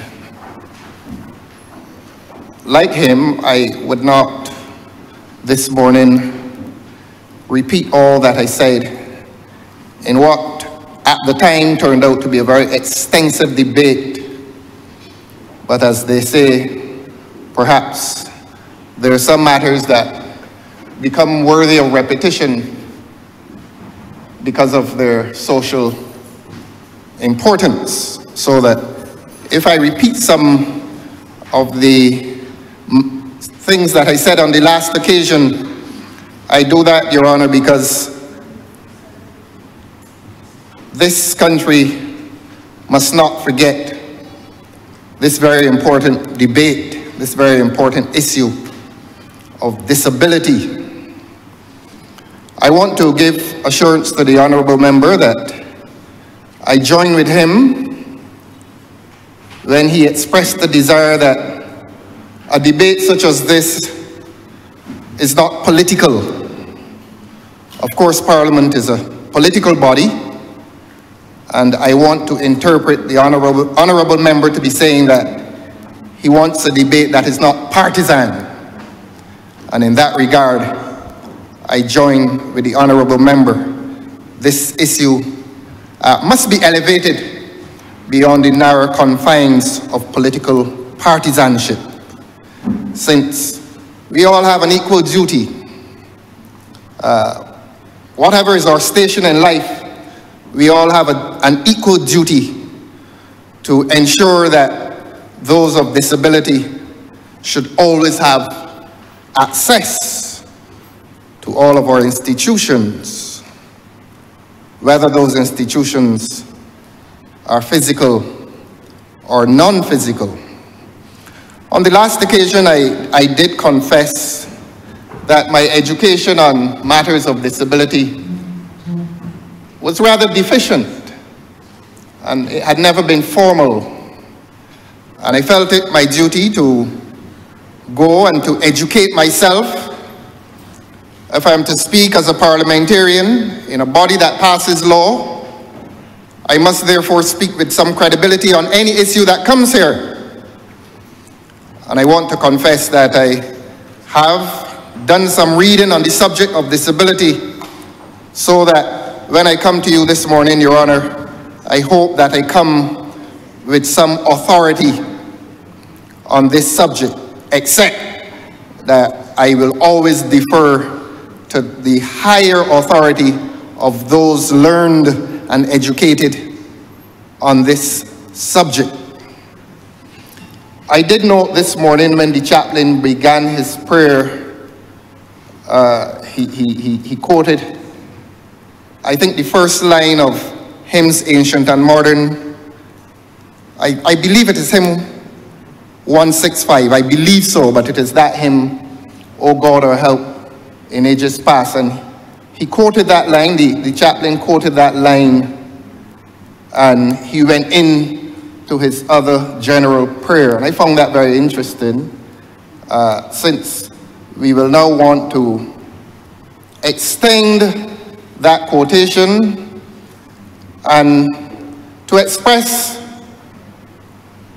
that we hope, ours is a hope that this legislation, significant as it is, will offer a protection to disabled persons for many years to come, and I'm paraphrasing the hymn, and that it will be their shelter from the stormy blast of discrimination that visits the disabled in their daily lives. We who are of ability will never quite understand, I confess this, we will never quite understand the discrimination and social prejudice that are met by the disabled, and therefore there's that need to become empathetic and to try to understand what is the life of a person differently able. And so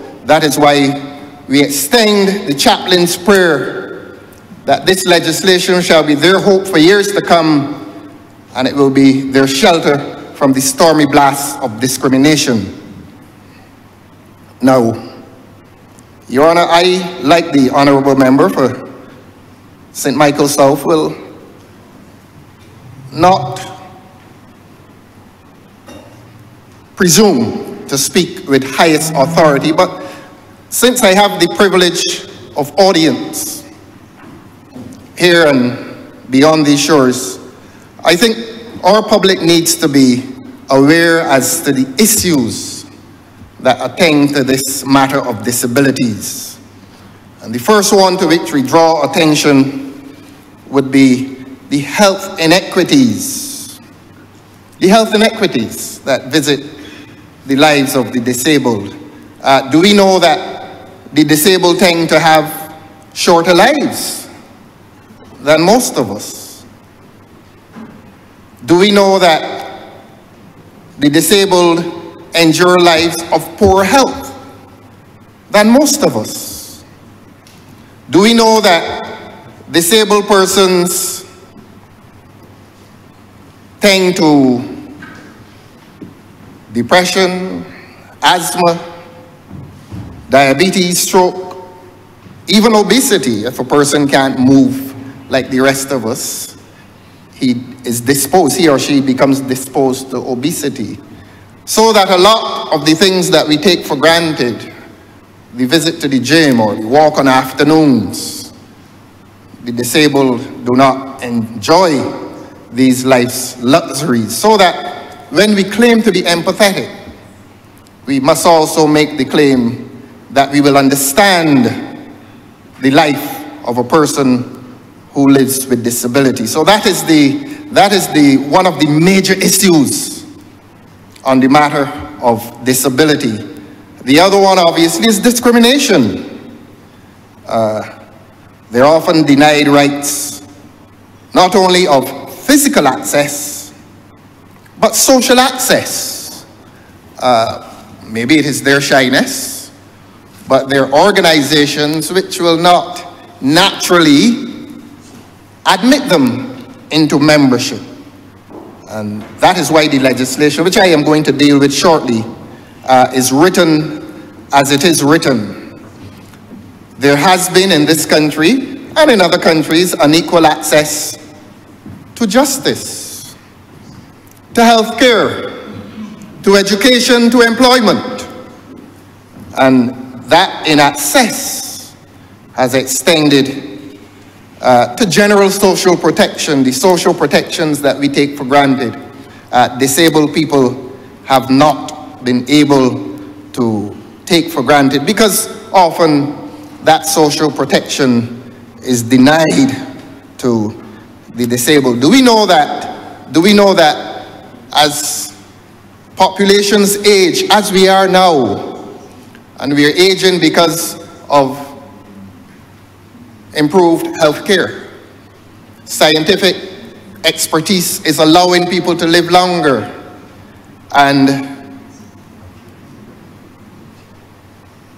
as the health care improves and as people live longer, the numbers of disabled people will increase. And if the numbers of disabled people increase, that doubles our duty and our responsibility to offer protection, and not to offer protection in any condescending way, but to pass law so that the rights, interests, and entitlements of disabled persons become institutionalized, that we do not take them for granted. On the last occasion, I made reference to the barriers that seem naturally to face disabled persons.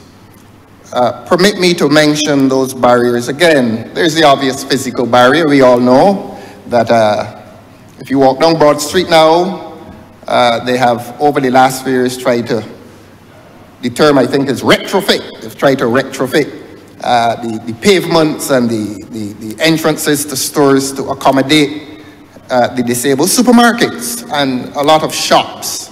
So that is the one of immediate notice and attention, the effort by this more compassionate society, admittedly, to remove those physical barriers that face the disabled. The institutional barrier, that's the other one.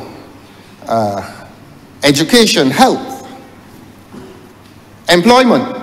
Those have been the institutional barriers that have been presented against disabled persons. So we have first the physical barriers, which are the obvious ones.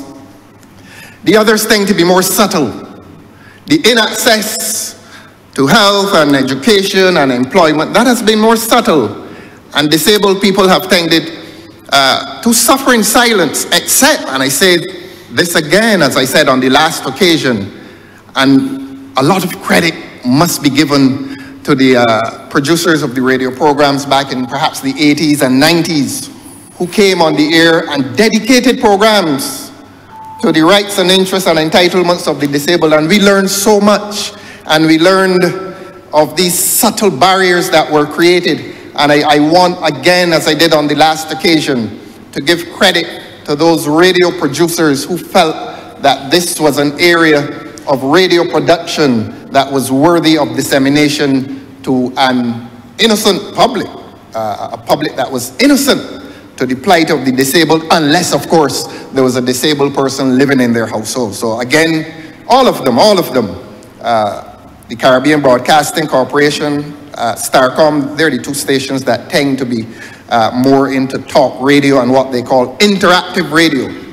And I wouldn't call the names, but we learned so much from those programs back 25, 30, perhaps even 40 years ago. So we have the physical barriers, the institutional barriers, and the attitudinal barrier. And that one, again, is subtle, but it became a part of our daily experience.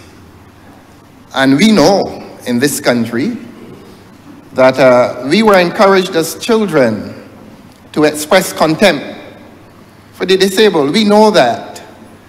And as time passed and as we evolved into maturity, that perhaps our parents told us, you don't ill-treat people who are differently abled. And a lot of that contempt turned to indifference. As children, perhaps you did not tease the person who walked with a limp. We all went to school with people who had limps and who had some form of disability, and if we accepted the instruction of the teacher or the parent that we should not express contempt, it turned to indifference.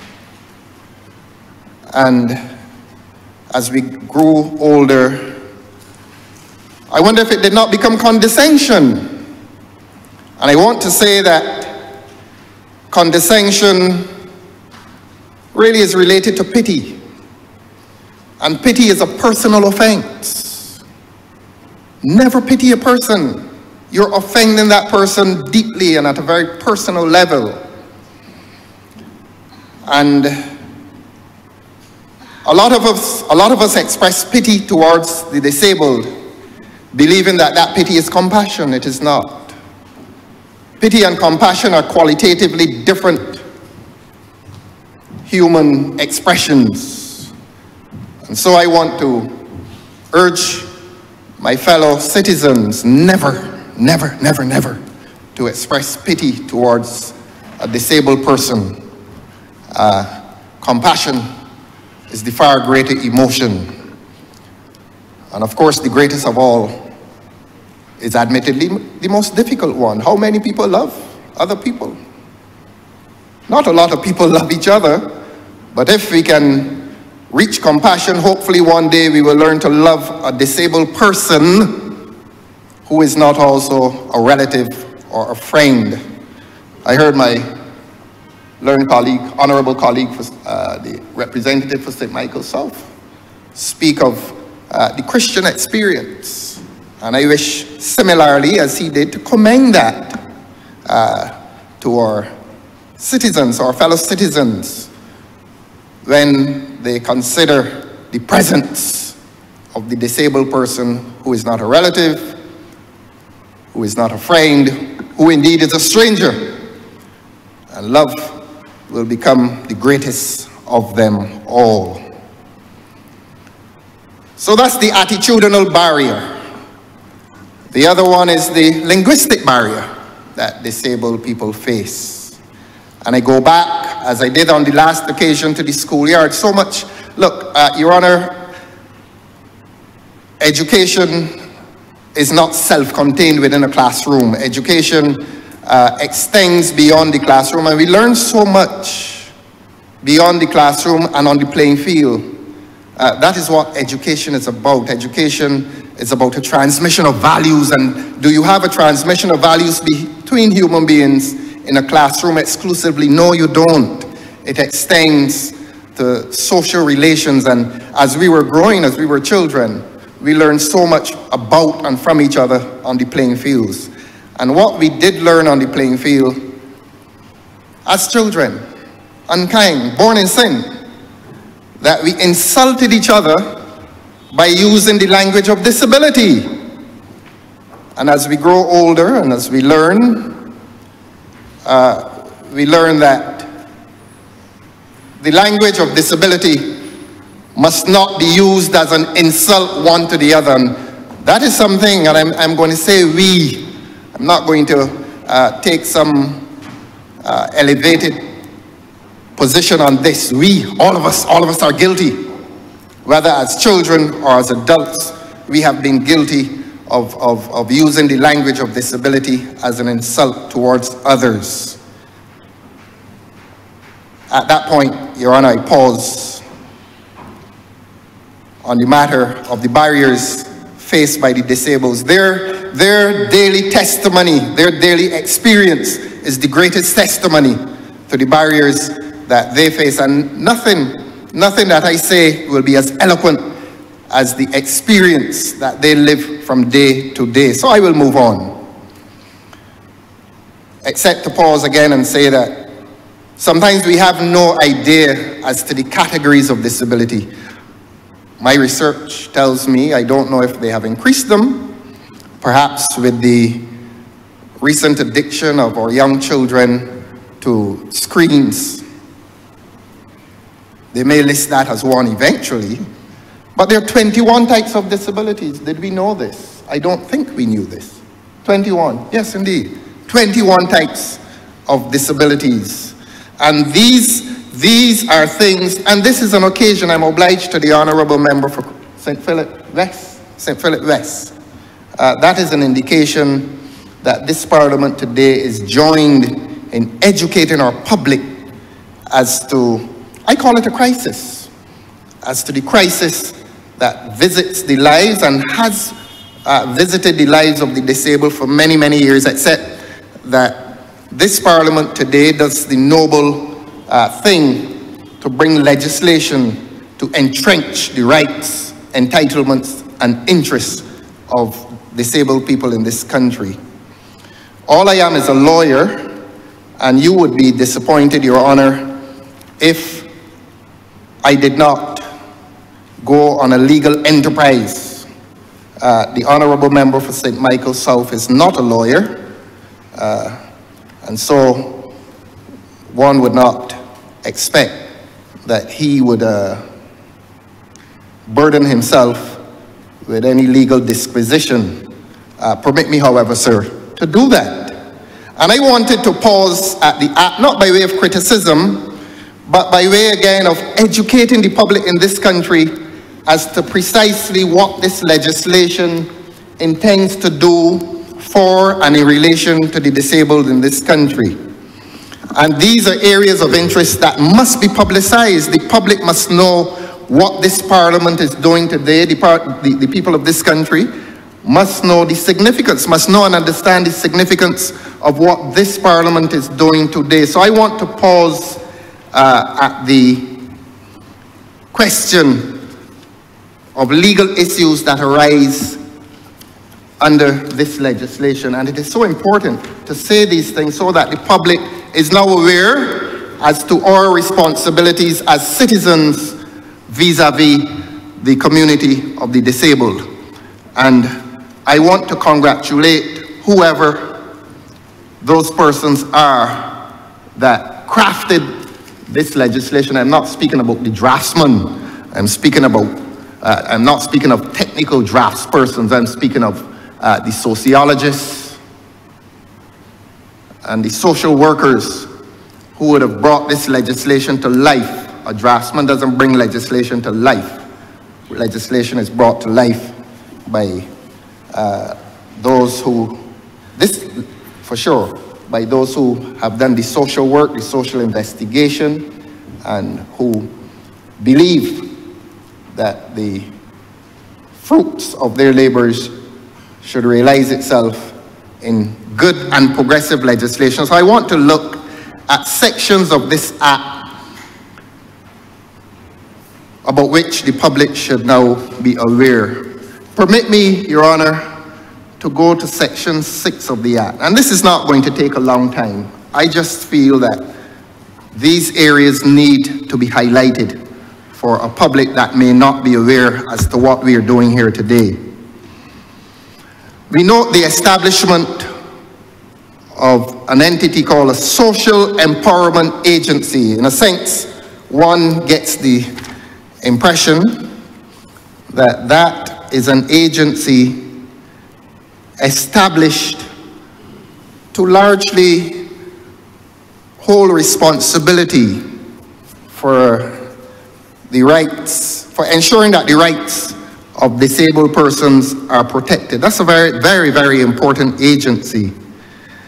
And it has many duties. In a sense, I repeat, it is the location, it is the resting place for all of the rights of disabled persons. That a disabled person ought not to live his life unless at some point in time he finds himself communicating with that social empowerment agency. And as the legislation says, which shall have the duty to receive and investigate complaints that a person, association, or entity is not acting in compliance with the requirement of this act. I think I should say that again for absolute clarity. And I'll read it verbatim. Without prejudice to the generality of Section 7, the Social Empowerment Agency shall receive and investigate complaints that a person, association, or entity is not acting in compliance with the requirement of this Act. So that a person who has offended the rights of the disabled, that disabled person or representative of his ill treatment, inaccess to a supermarket, inaccess to a store, denial of a job, and this act will speak to insurance later. I will deal with that as well. All of these infringements against the rights of disabled persons, those infringements by way of complaint may be made to the Social Empowerment Agency, and that Social Empowerment Agency comes to life in defense and protection of the rights of the disabled. I applaud the social workers who crafted this legislation. And so creating this agency to protect and further the rights, interests, and entitlements of the disabled. It does a lot more than that. Not only is the Social Empowerment Agency responsible for receiving complaints in relation to persons who offend the disabled, but that Social Empowerment Agency at Section 7 of the Act then becomes a prosecutor, so to speak. The Social Empowerment Agency may initiate investigations regarding alleged breaches of this Act on its own initiative. And what does it do? It goes to a tribunal. It goes to a tribunal which is called Tribunal for the Disabled. Is that it, Minister? Beg your pardon? Yes. In future, they're going to send me the legislation before I come here. I read it this morning while the Honourable Member for St. Michael South was speaking. And yes, there is that Disability Rights Tribunal established.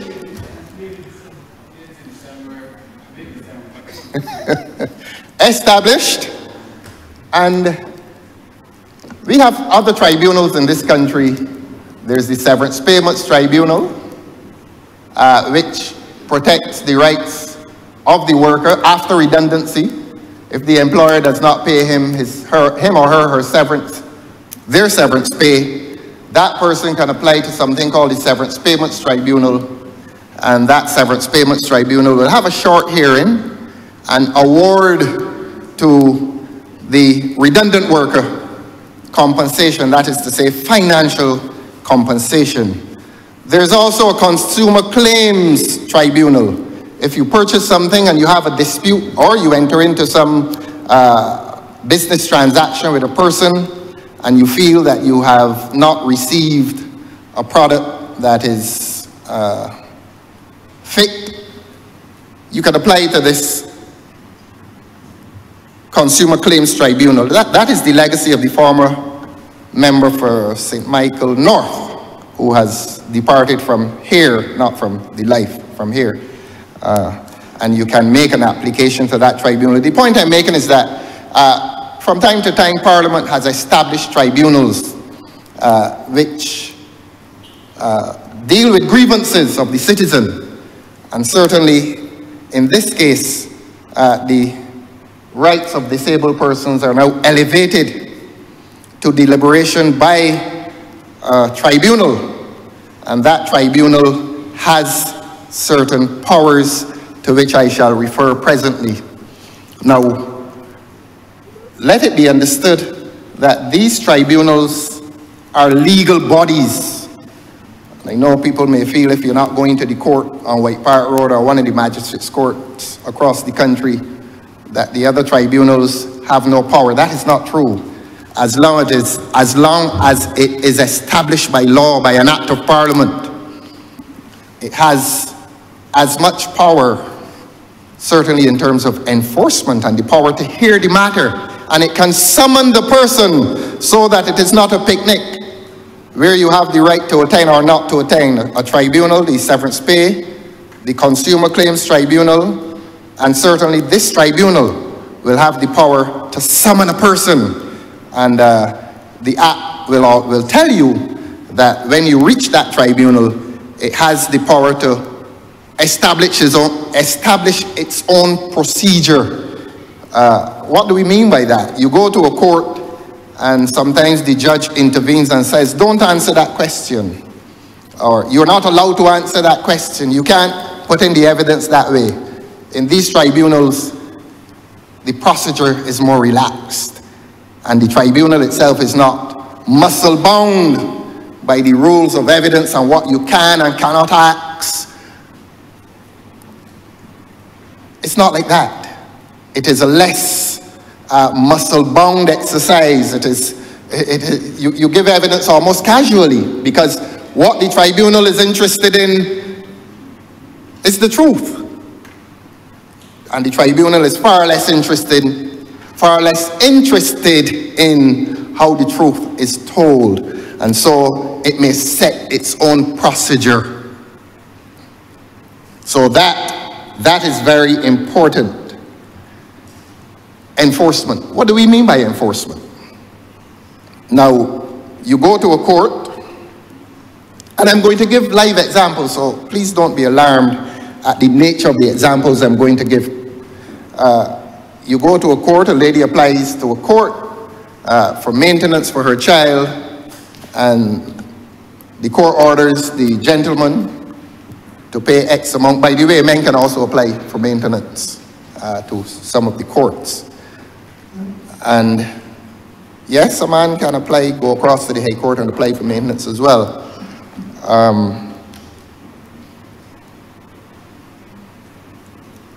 And he doesn't pay. The court orders him to pay X amount a week or a month. He doesn't pay. What does the lady do? There's something called enforcement. What that means is, how do you get the person to do what the court has ordered him to do? In other words, how do you get him to pay the money? You can go back to the court, and there are certain penalties for non-payment. We know them. Some have been very, very strict and severe. Men have gone to prison for not paying maintenance. I don't think this act pretends to do that, but let us hear at section 19 what this act does in relation to enforcement. In other words, a complaint is made to the Social Empowerment Agency. The Social Empowerment Agency brings a case before the tribunal on behalf of the aggrieved person. The tribunal finds the respondent being the store owner, the potential employee, guilty of the offense, except that he has not been able, as we say in Barbados, to get satisfaction. You get satisfaction, that's what they used to say. So he has not got his satisfaction. What does he do? Section 19.2 of this legislation, we call it clause at this point, says the decision of the tribunal is binding on the parties to the proceedings and may be enforced in the High Court.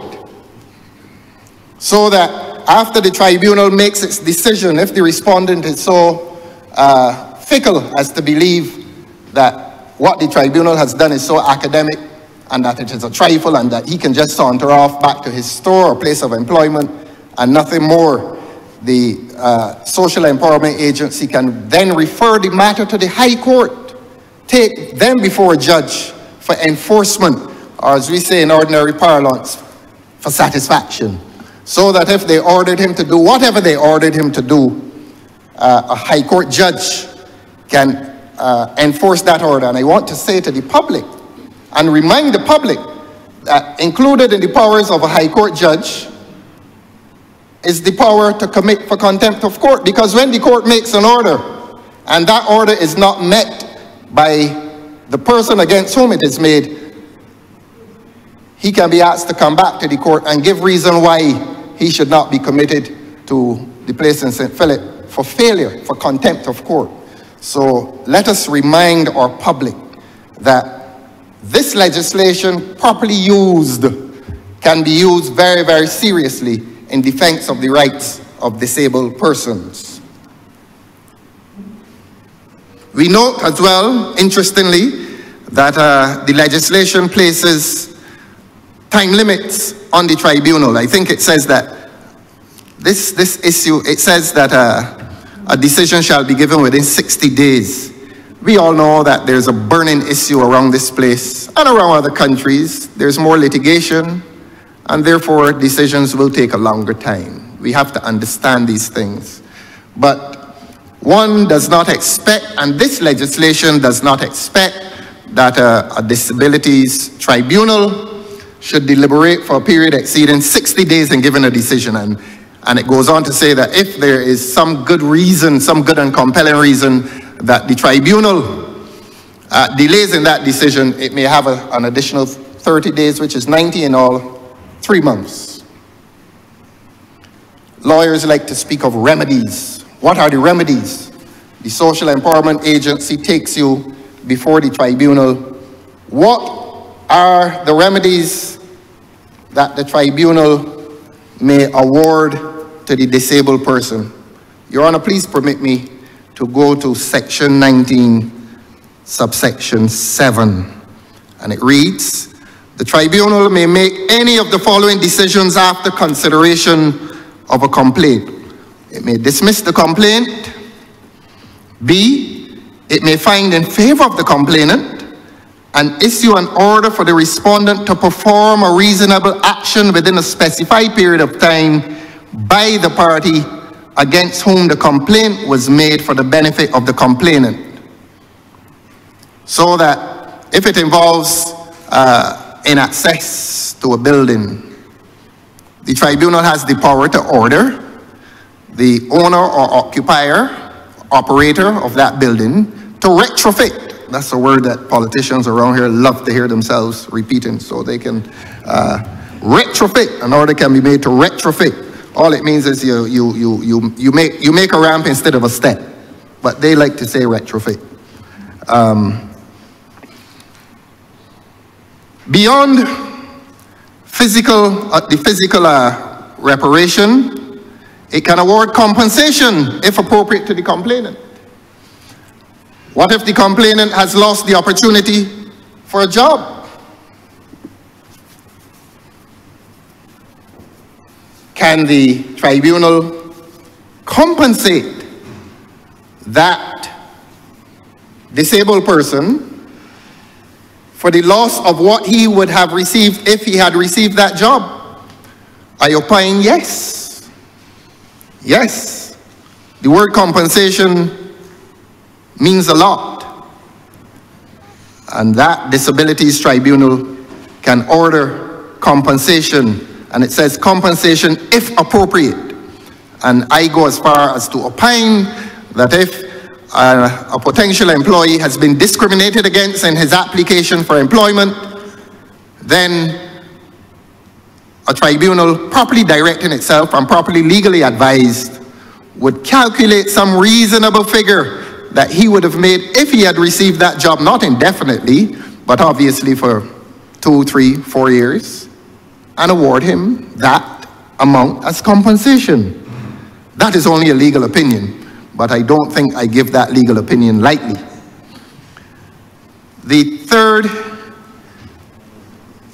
award that may be made is that the tribunal may recommend that the parties settle the matter by an alternative method of dispute, the famous ADR. A lot of people now these days consider that the courts take too long. They refer the matter to an arbitrator or mediator, as the case may be, and it is done in short time.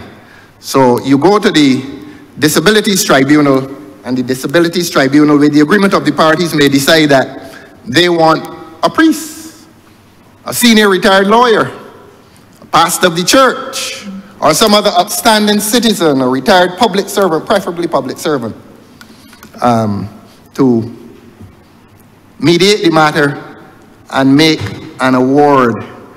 And again, I say that that award is subject to the jurisdiction of a high court, so that they cannot say that because a mediator has done it maybe in his house, he calls them to his house and does it on his patio, it is no less serious. Because when he makes that order for compensation or whatever form of remedy, that becomes referable to a high court judge if the other party fails to abide by the terms of that award. And he says the tribunal may impose any further remedy which the tribunal considers necessary. That is so wide, but I caution respondents to these actions before the tribunal to take these actions, to take this recourse as seriously as they take the Severance Pay Tribunal, as seriously as they take the Consumer Claims Tribunal. this tribunal intends to be no less serious, and certainly in relation to the vulnerability of some of our citizens, it becomes far more serious.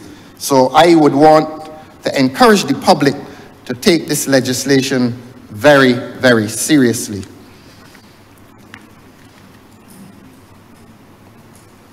I had wondered who would be the virtual complainant, but on reading the legislation, we now know that the virtual complainant before the tribunal is the Social Empowerment Agency.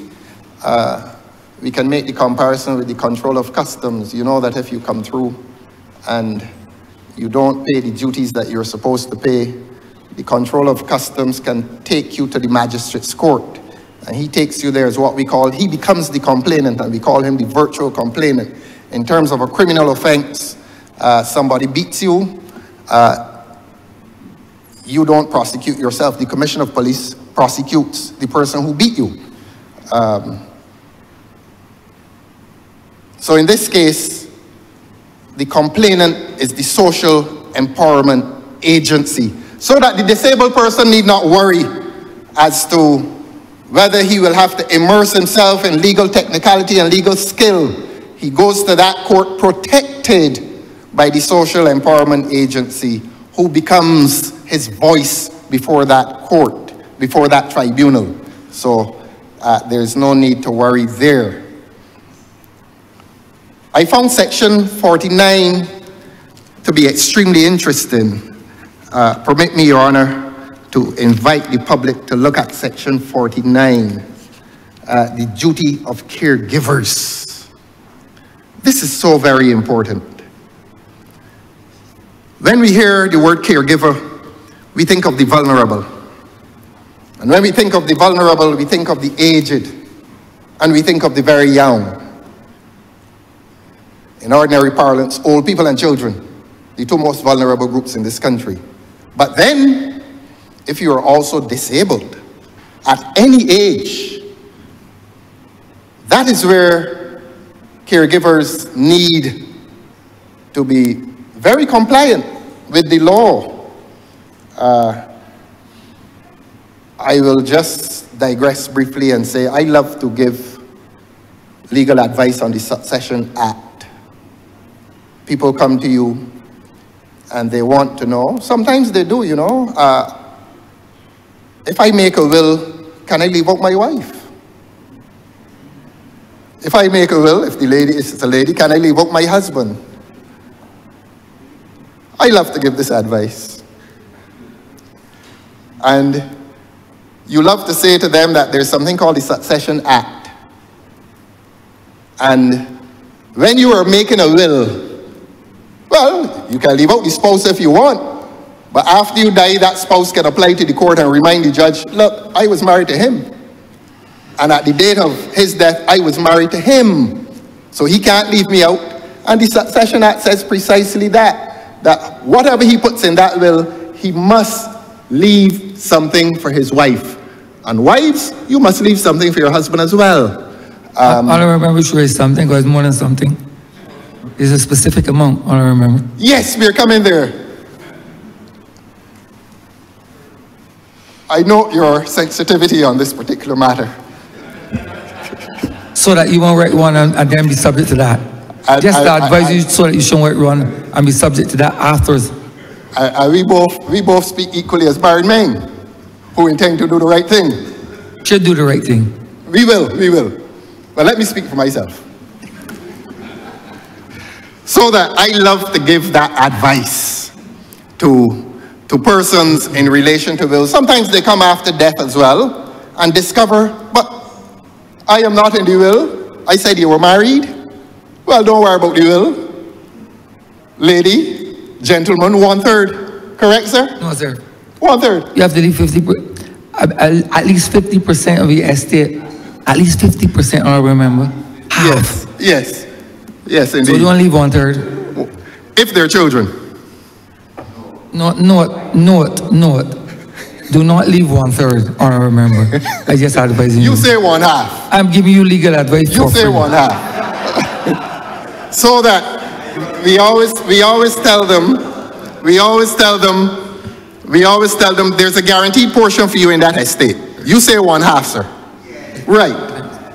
And if they have children, those children are also guaranteed. But, Your Honor, those children must be under the age of 18. And/or. We're coming there, sir? And/or. I don't want to arouse your sensibilities on this matter. You are a decent married man, and no one must think otherwise.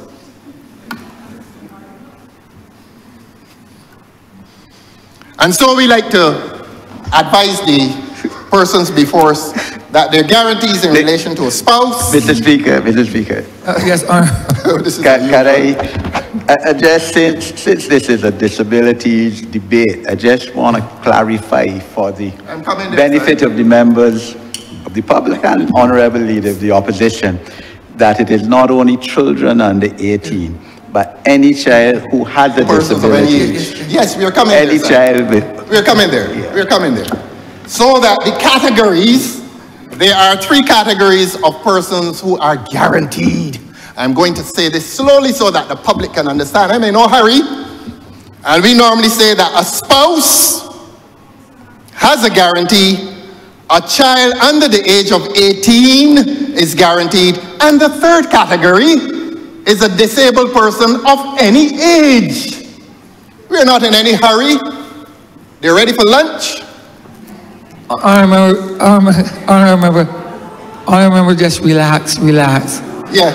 This is our first session for the new year. Yes. Relax. Yes. There's no need to get heated. Relax, son. We have time. We have time, Ample son. time. Ample time, son.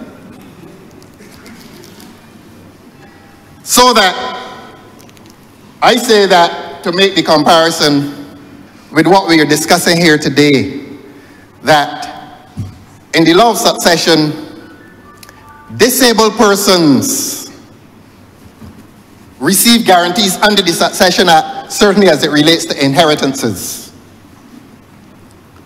But the Succession Act was limited only to matters of what we call intestacy.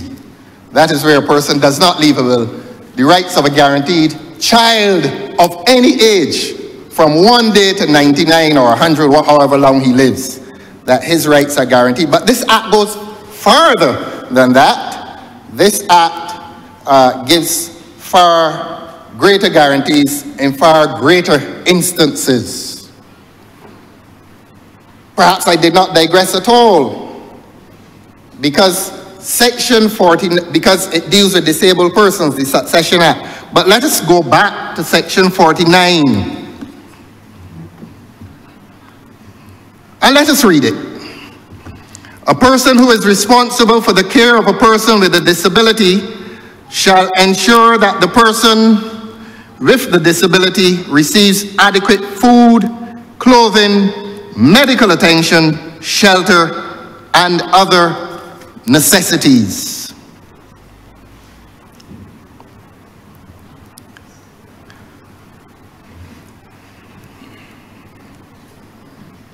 When we think of that provision, stipulation, we think of senior citizens' homes and we think of children's homes. Because we are certainly using the word here, caregivers. In fact, the rubric above that section speaks of the duty of caregivers. And stories have been told as to unhappy occurrences, certainly in children's homes, certainly in the homes of senior citizens. Let therefore the operators of those establishments understand that from this day the Parliament is now debating with serious intent to make it the law that Section 49 puts a duty on caregivers to do the following. Section 49, subsection 2. And it says, a person who is responsible for the care of a person with a disability shall not. It enjoins them. It says what they shall not do. It shall not A, abuse or expose that person with a disability to abuse, shall not expose a person with a disability to danger, shall not abandon or desert that person with a disability, it shall not neglect or mistreat that person with a disability, or E, otherwise cause any harm to that person with a disability. I want to opine that disability is subject to fairly liberal interpretation, and that as a person ages, natural disability sets in. And while a human being is very young, that young human being certainly does not have the ability of persons of the age of adults. And so, those persons in charge of the children's homes and the senior citizens' homes will now be aware that this law exists, that the persons there of disability, whether that disability is congenital or whether it has come with the onset of the years, or even if it comes from being very young, certainly a child before the age of 6 months. Girls tend to walk around 8, 9 months, boys around 10, 11 months. I know this. Tend to start walking. You and I are decent married men, we know this, and fathers.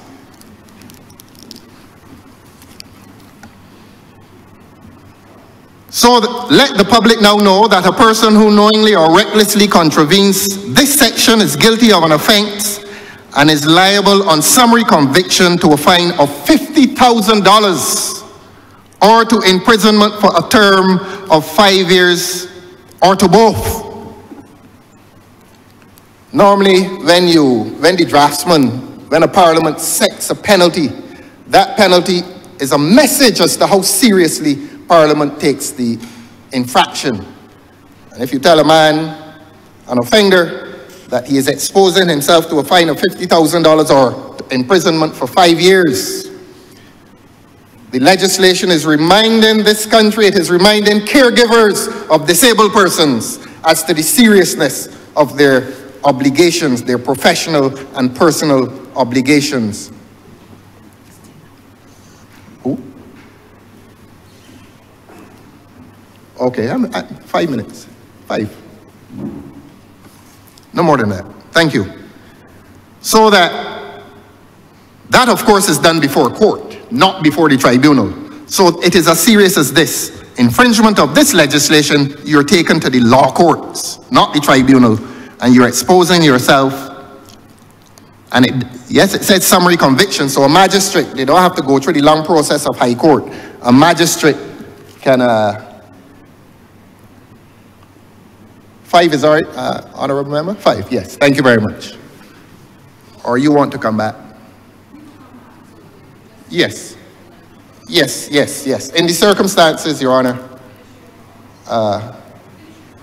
You sure? No, it may be more than 5. Yes, yes, yes. So that I will wrap up at that point with the reserve right to come back to remind the public as to the seriousness of this legislation insofar as penalties are concerned.